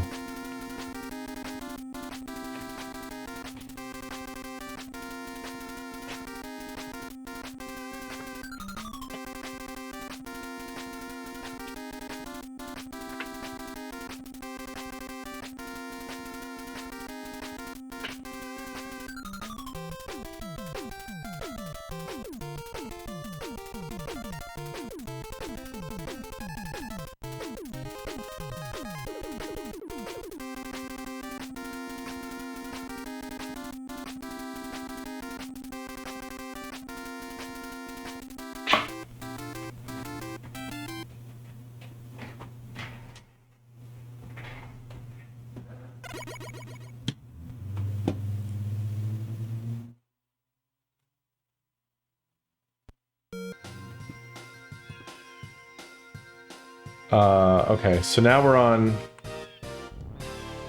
Okay. Did the HDMI cable die?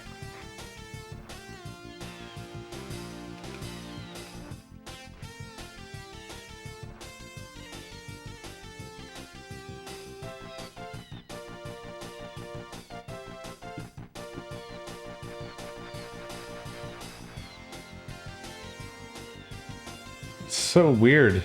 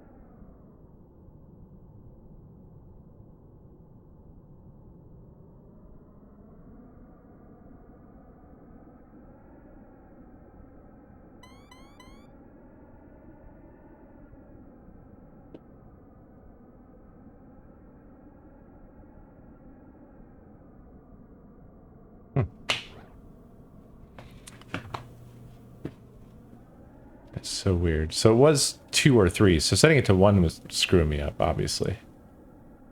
Doing that, but...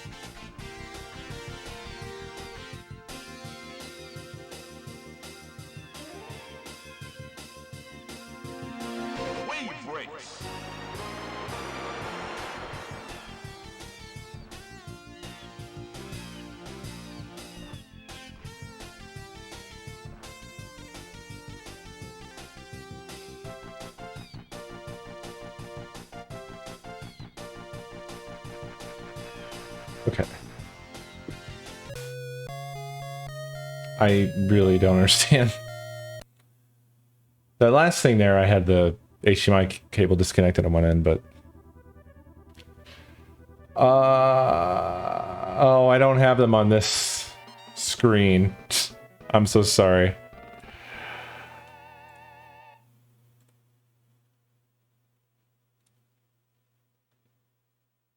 Hey, thank you for the shirt, Tenosis.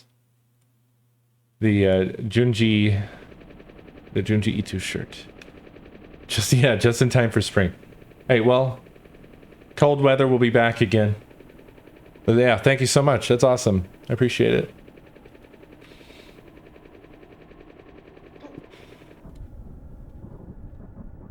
So now I have them reversed. Right? Or don't I?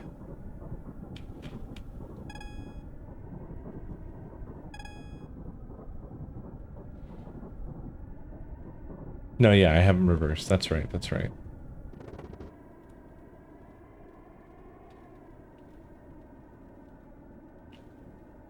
It's so weird, though, that I had to switch the cables. I don't understand, like, how I screwed this up.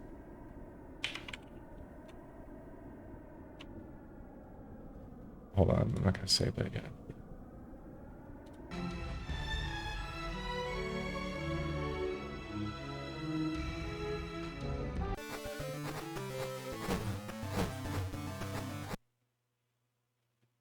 Okay, so this is all OSSC here.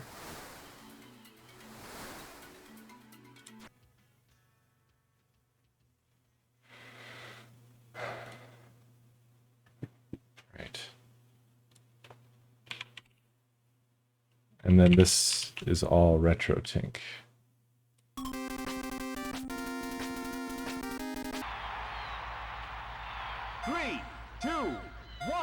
That was weird, man, for a minute. I thought I had like fucked the RetroTink up somehow.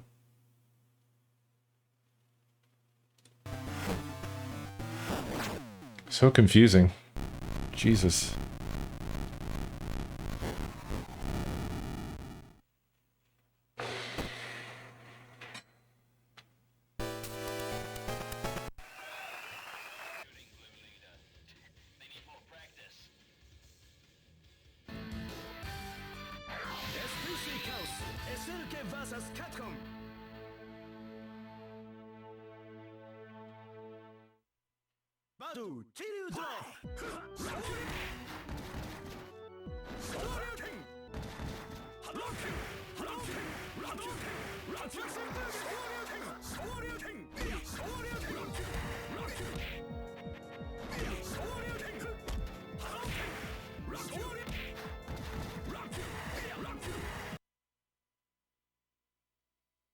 Okay.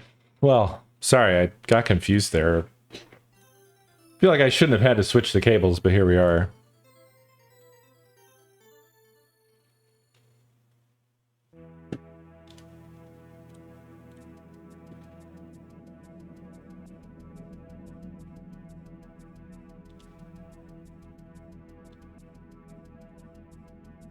Still looks damn good.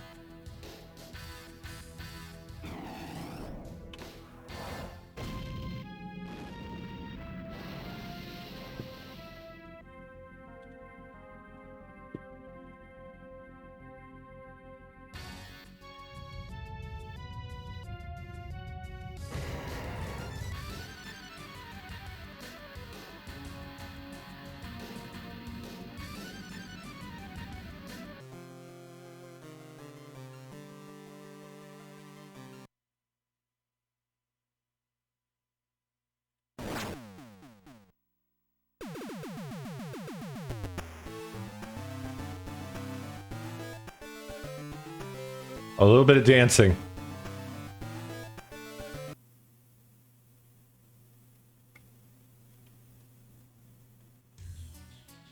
A lot of dancing.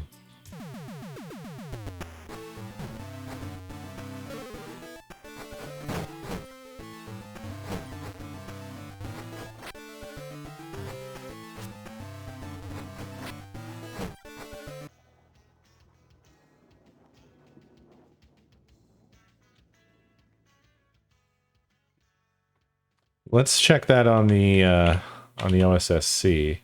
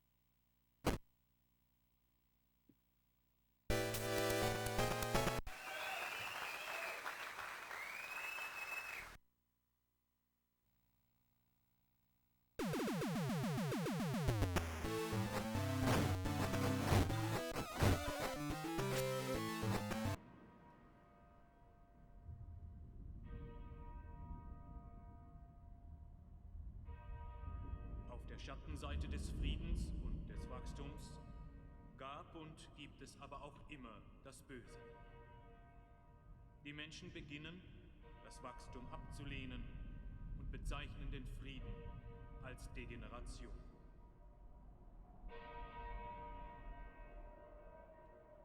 Wir haben uns hier versammelt, um die Mächte der Finsternis mit unserem verfluchten Blut zu rufen. Wir wollen, dass sie die Welt regieren.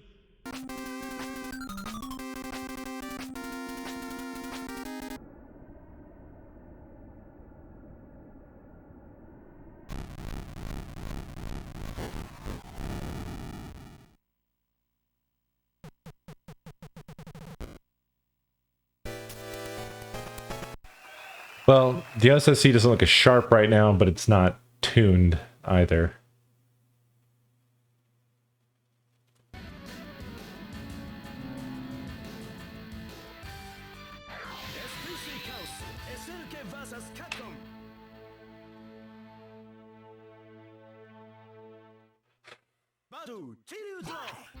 Yeah, he just rips his nipples off and falls over, like you do.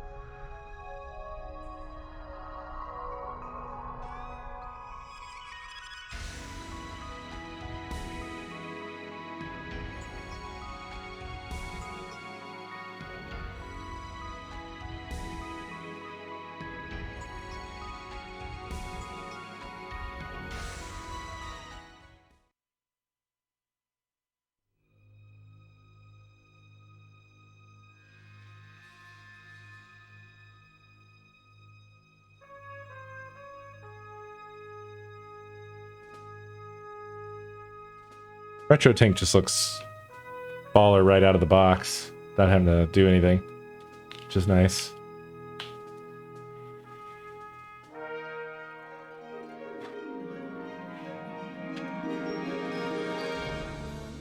OSSC can probably look better, but you have to put a lot of effort into tuning the hell out of it.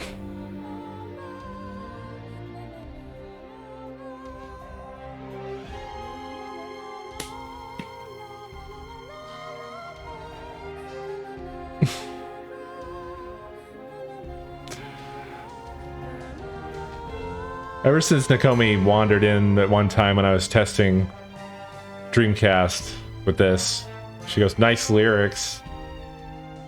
All I can think now is like, I never really thought about it, but the fucking lyrics to this goddamn song are just la la la la, la la la la la.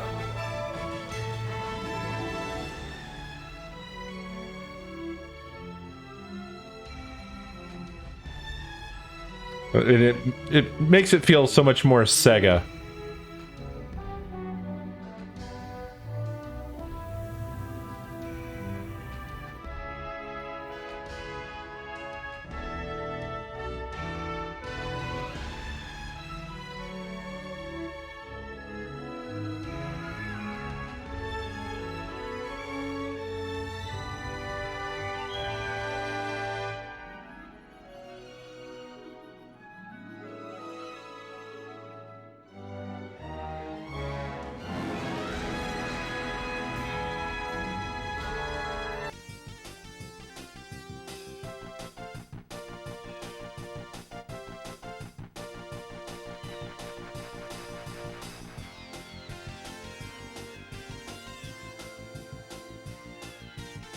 Start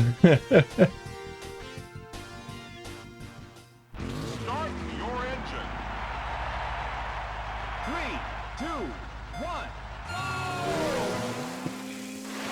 Well, this was a whole thing.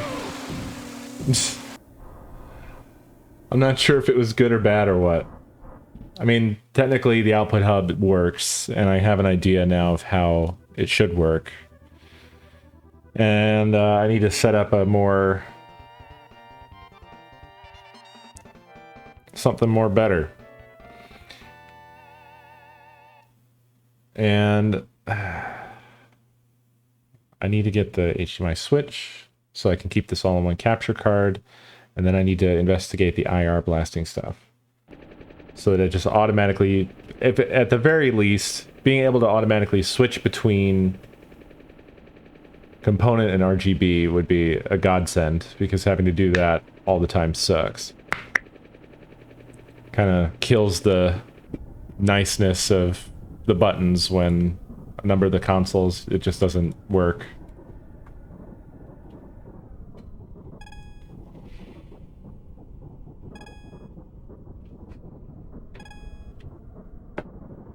I just hope that that stuff's within my abilities. Like I said, I'm a little scared of the IR stuff, because I don't know how that's gonna go. Super Nintendo looking fucking crisp right here. IR won't be bad.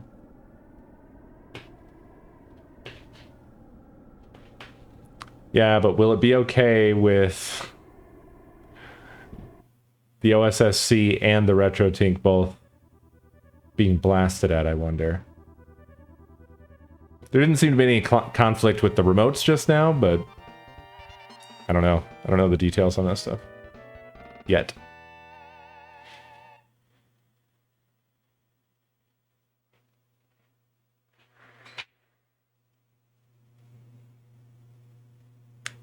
My current thinking on that is that I think I can get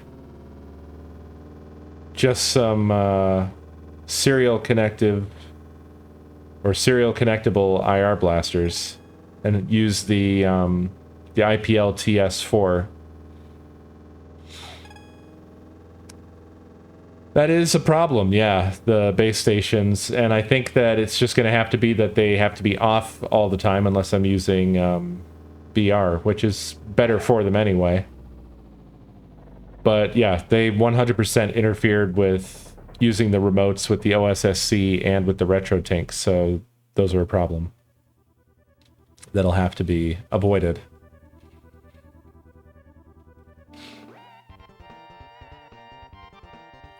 But yeah, I'm feeling pretty good about this. I think it was a good direction for the setup to go with an output hub type setup thing. And I'm gonna have to settle on like an application style to do with this, because I don't want it to be just an HTML file. I want to set up a whole application, maybe some database for certain things.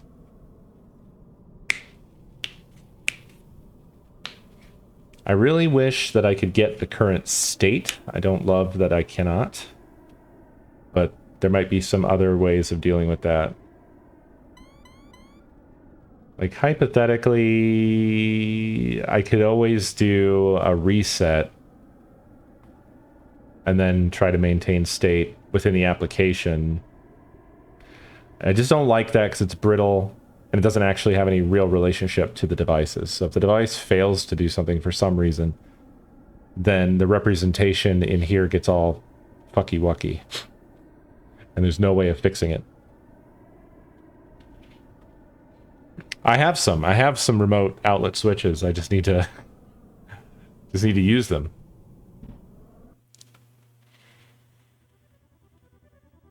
That's the way I had them set up at my my old office before we moved.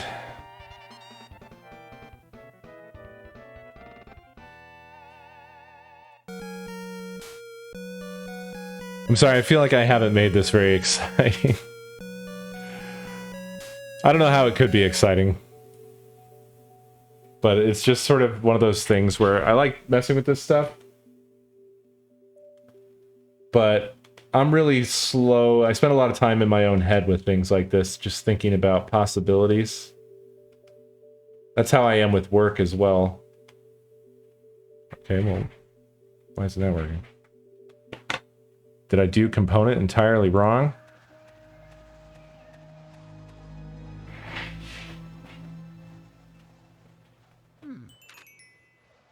Oh, I'm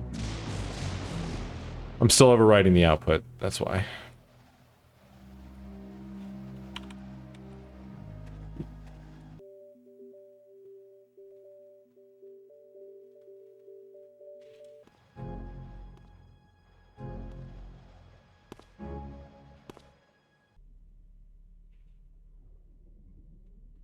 The Xbox can't recognize the disc.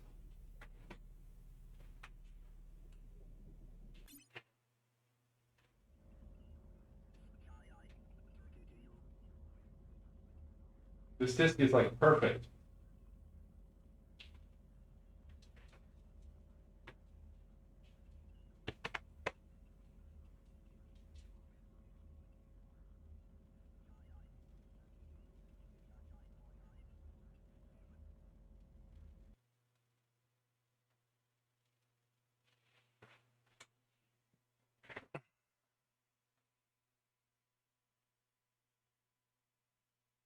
There we go.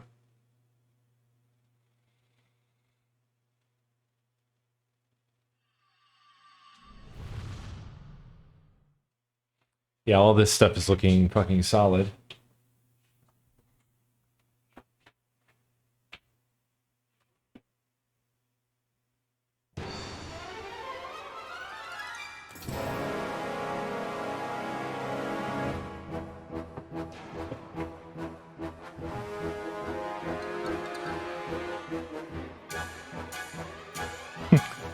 It's correct in reverse.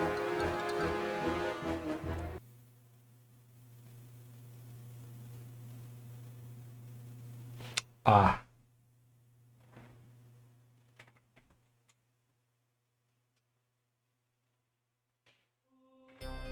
That's gonna have to change.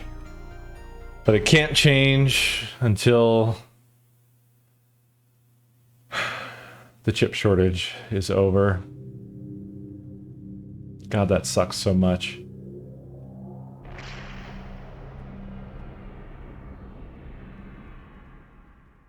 The 3DO right now outputs S video to a device that it transcodes to a component.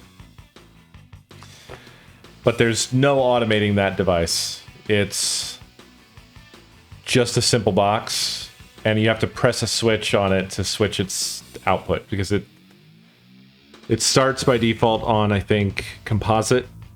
You have to switch it over to S video, and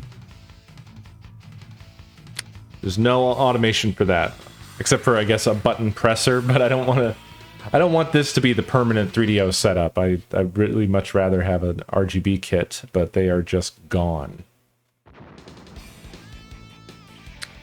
Like 3 years ago or so, somebody put out essentially the ultimate 3DO RGB kit that didn't exist previously. The previous ones all had weird janky issues, but then someone made the one.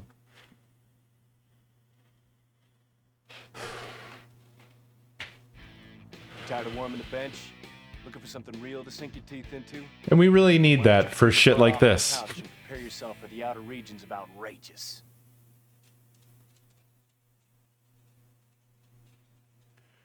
Even for the 90s, I don't understand how they arrived at that with that guy. He's... I just don't even know. Yeah, but it seems like a boomer's conception of cool. Like, they were clearly trying to, like, reach the youths. But there were other games, you know, that were contemporary with this that did that more effectively. Like, this would have been... I don't know, just look at anything Sega and Nintendo were doing at the time.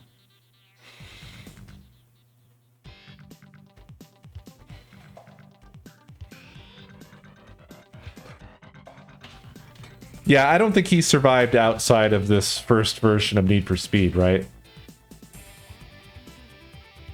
So they corrected the error rapidly. But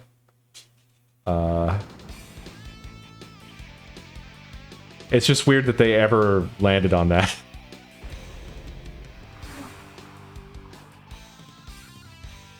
Just at some point somebody was like, you know what this game needs, guys?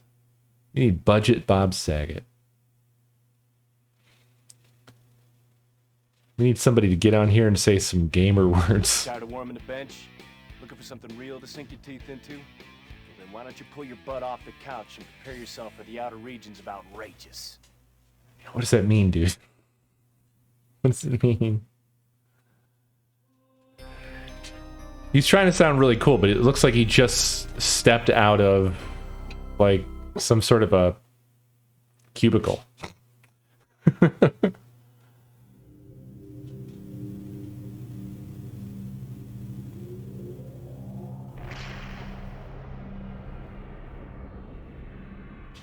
I don't know. Nintendo was pretty dominant before the Wii. But they completely dominated with the Wii. Because they broke outside of the sort of gamosphere. The gamer sphere. They broke out into the mainstream in a way that really no other console had before the Wii. Before the Wii, everything was just sort of very specifically video game culture. The GameCube did not do very well, no. It's numbers wise, compared to like the Xbox and particularly the PlayStation 2, it was considered a flop. But it didn't do awful. It still was a contender, and many of them were sold. It lost that console war. But it did better than the Dreamcast. It did better than the Saturn. Saturn's not really a fair comparison, but Dreamcast jumped the gun. Needed to stay in the oven a little bit longer. Yeah. And also, the interesting thing with the GameCube and the Wii is that the GameCube was the most powerful console of its generation.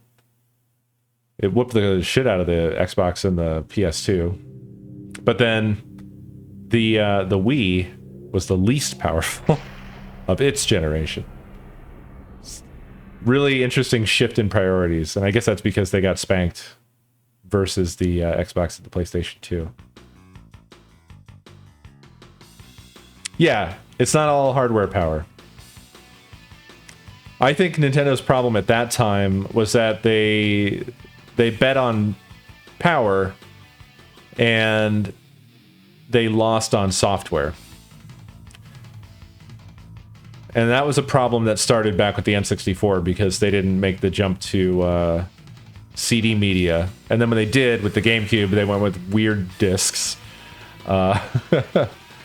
So, and I think the GameCube was hard to develop for or some shit like that. And I don't remember, but was it late to the market as well on top of all of that? The other thing was that PlayStation had huge momentum. Massive.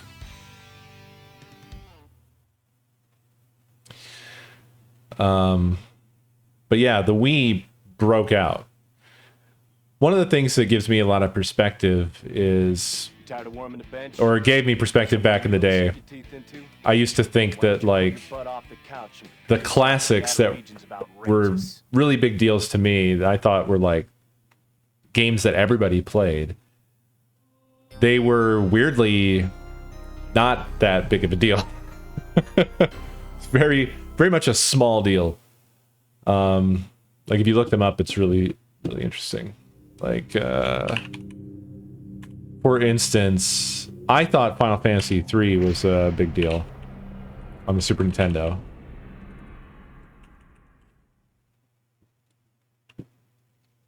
Actually, I should look up Final Fantasy 6. I don't know how they've got it organized on Wikipedia.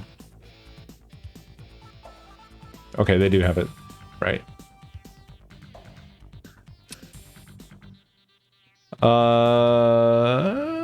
So when did it come out? 94.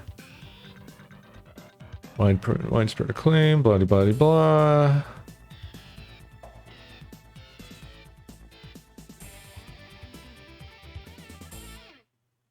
Do they have numbers for the original release in the States?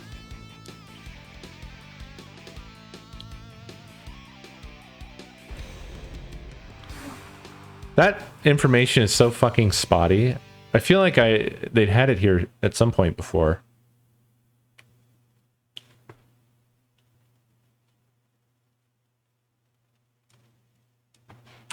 Well, this is it. What every red-blooded, land-loving, land-speed record wannabe ever wanted. A free ticket in the rocket of your dreams. A one-way ticket to the stars and a ride you won't soon forget. Ugh. This is the worst thing about Wikipedia, is that whatever information Wikipedia has, it just dominates everything. It just takes over, and you have to go dig deeper. This doesn't look like it's going to have numbers, and it doesn't. Although the man himself says it didn't sell well. Also, the 3 versus 6 thing doesn't help this.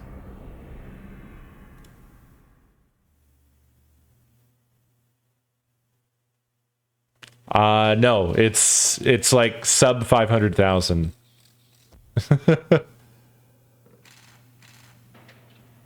don't know if I'm ever going to find that number again.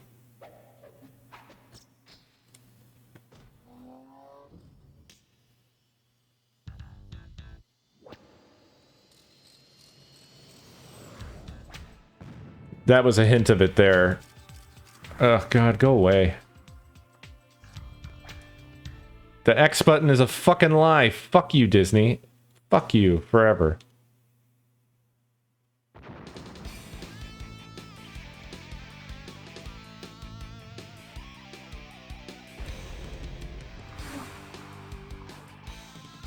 Yeah, like right here it says a combined 3.48 million copies, and 2.62 million of them were in Japan, and only 860,000 abroad. You tired of warming the bench?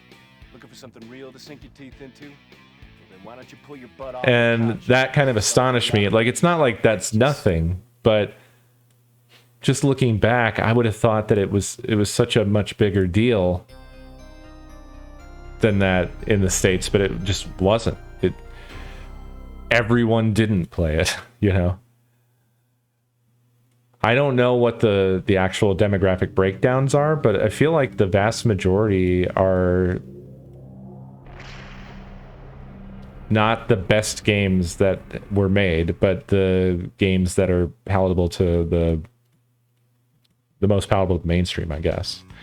So, like, I guess that's pretty fucking obvious, right? Like your Call of Duties, certain sports games.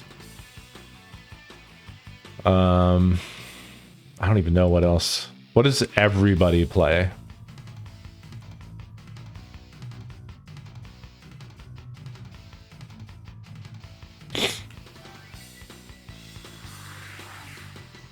Damn, PS2 beat them to the market by a whole fucking year? Jesus. And didn't the Dreamcast come out like a year and a half before the PS2?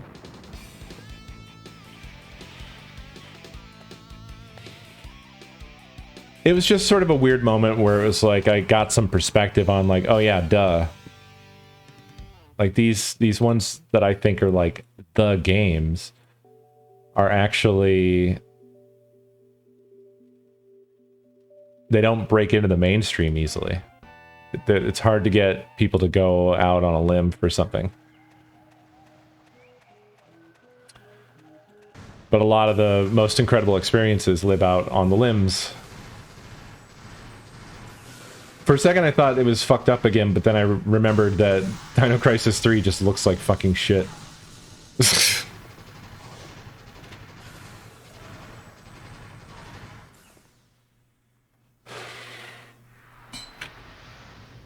Anyway, suffice to say, I think we're in good shape here. Like a good baseline. Still like a big fucking ways to go.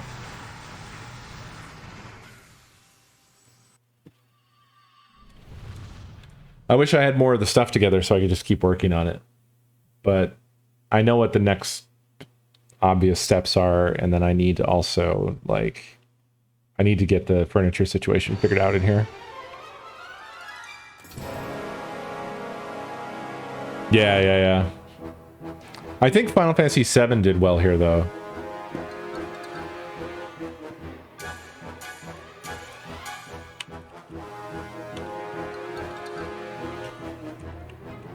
Final Fantasy VII did well everywhere.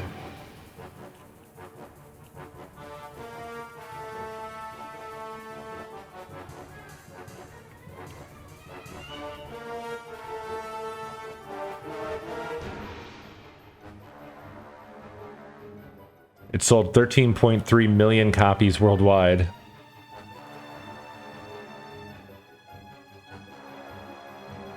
But again, Wikipedia doesn't seem interested in giving me any other numbers than that.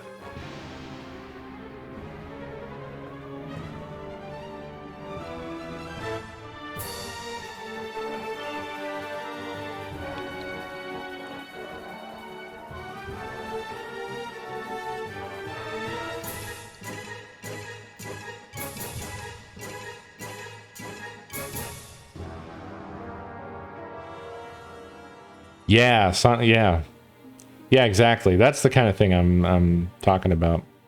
Excuse me, Wi-Fi to IR?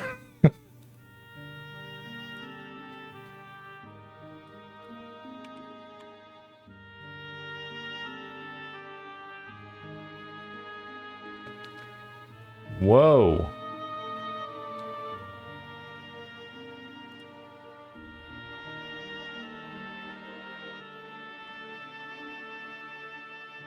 $30 or so. That's interesting. And it looks like it does multiple. Yeah. And it just uses stereo cables. Huh.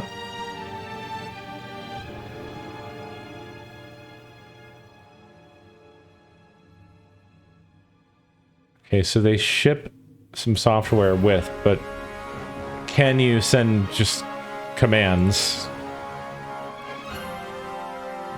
I would expect as such, but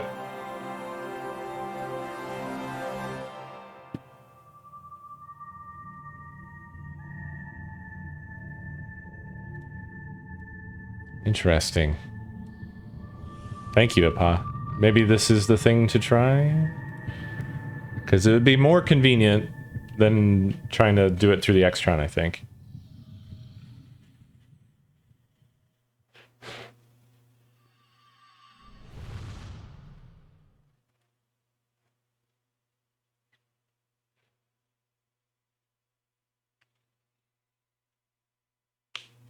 I feel like we had found one before, but it was Extron, like, old crap.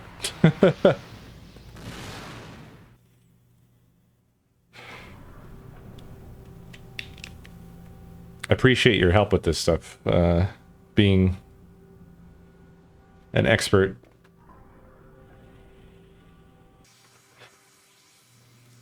A resident expert. It definitely seems like in another life, this is the type of stuff that I could have done for work as well, because I've always been drawn to this sort of thing.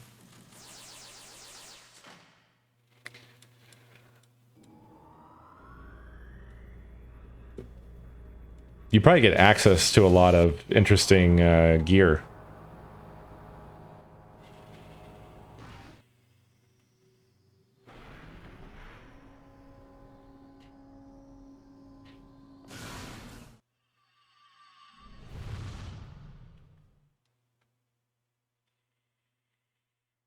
Yeah. I think the thing that's always mind-blowing for me with this stuff is there's so many things that you kind of wish for along the way with your own like consumer gear, and you think, man, why don't people make this? Why don't people make that? Blah-diddy, blah-diddy, blah. But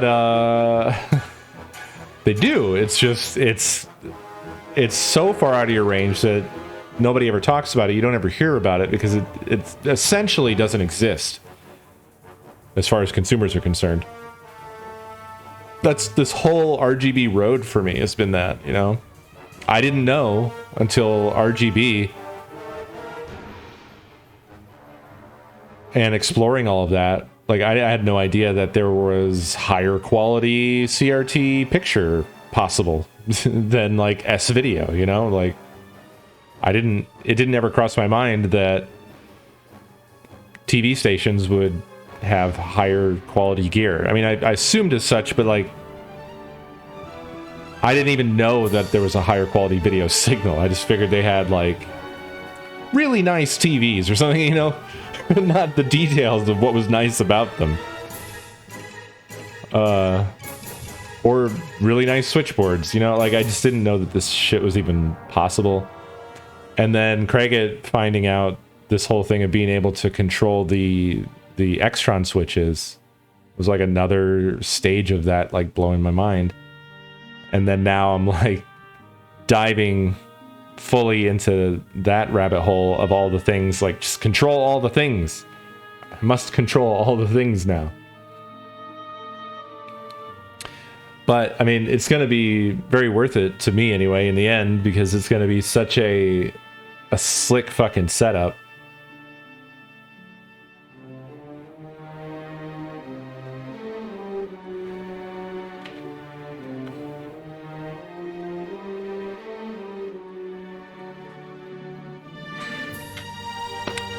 But yeah, I've got nothing else to do here, so I'm gonna move on out of here. I do appreciate all the help, though. I'm sorry if this was boring for a lot of you. I hope it was interesting for some of you. Like I said, I do feel sometimes a little awkward with this crap because I spend more time ruminating about things than I do actually doing things sometimes. But yeah, I'll be back tomorrow. Have a good night, everybody. Thanks for watching. I'll see you next stream.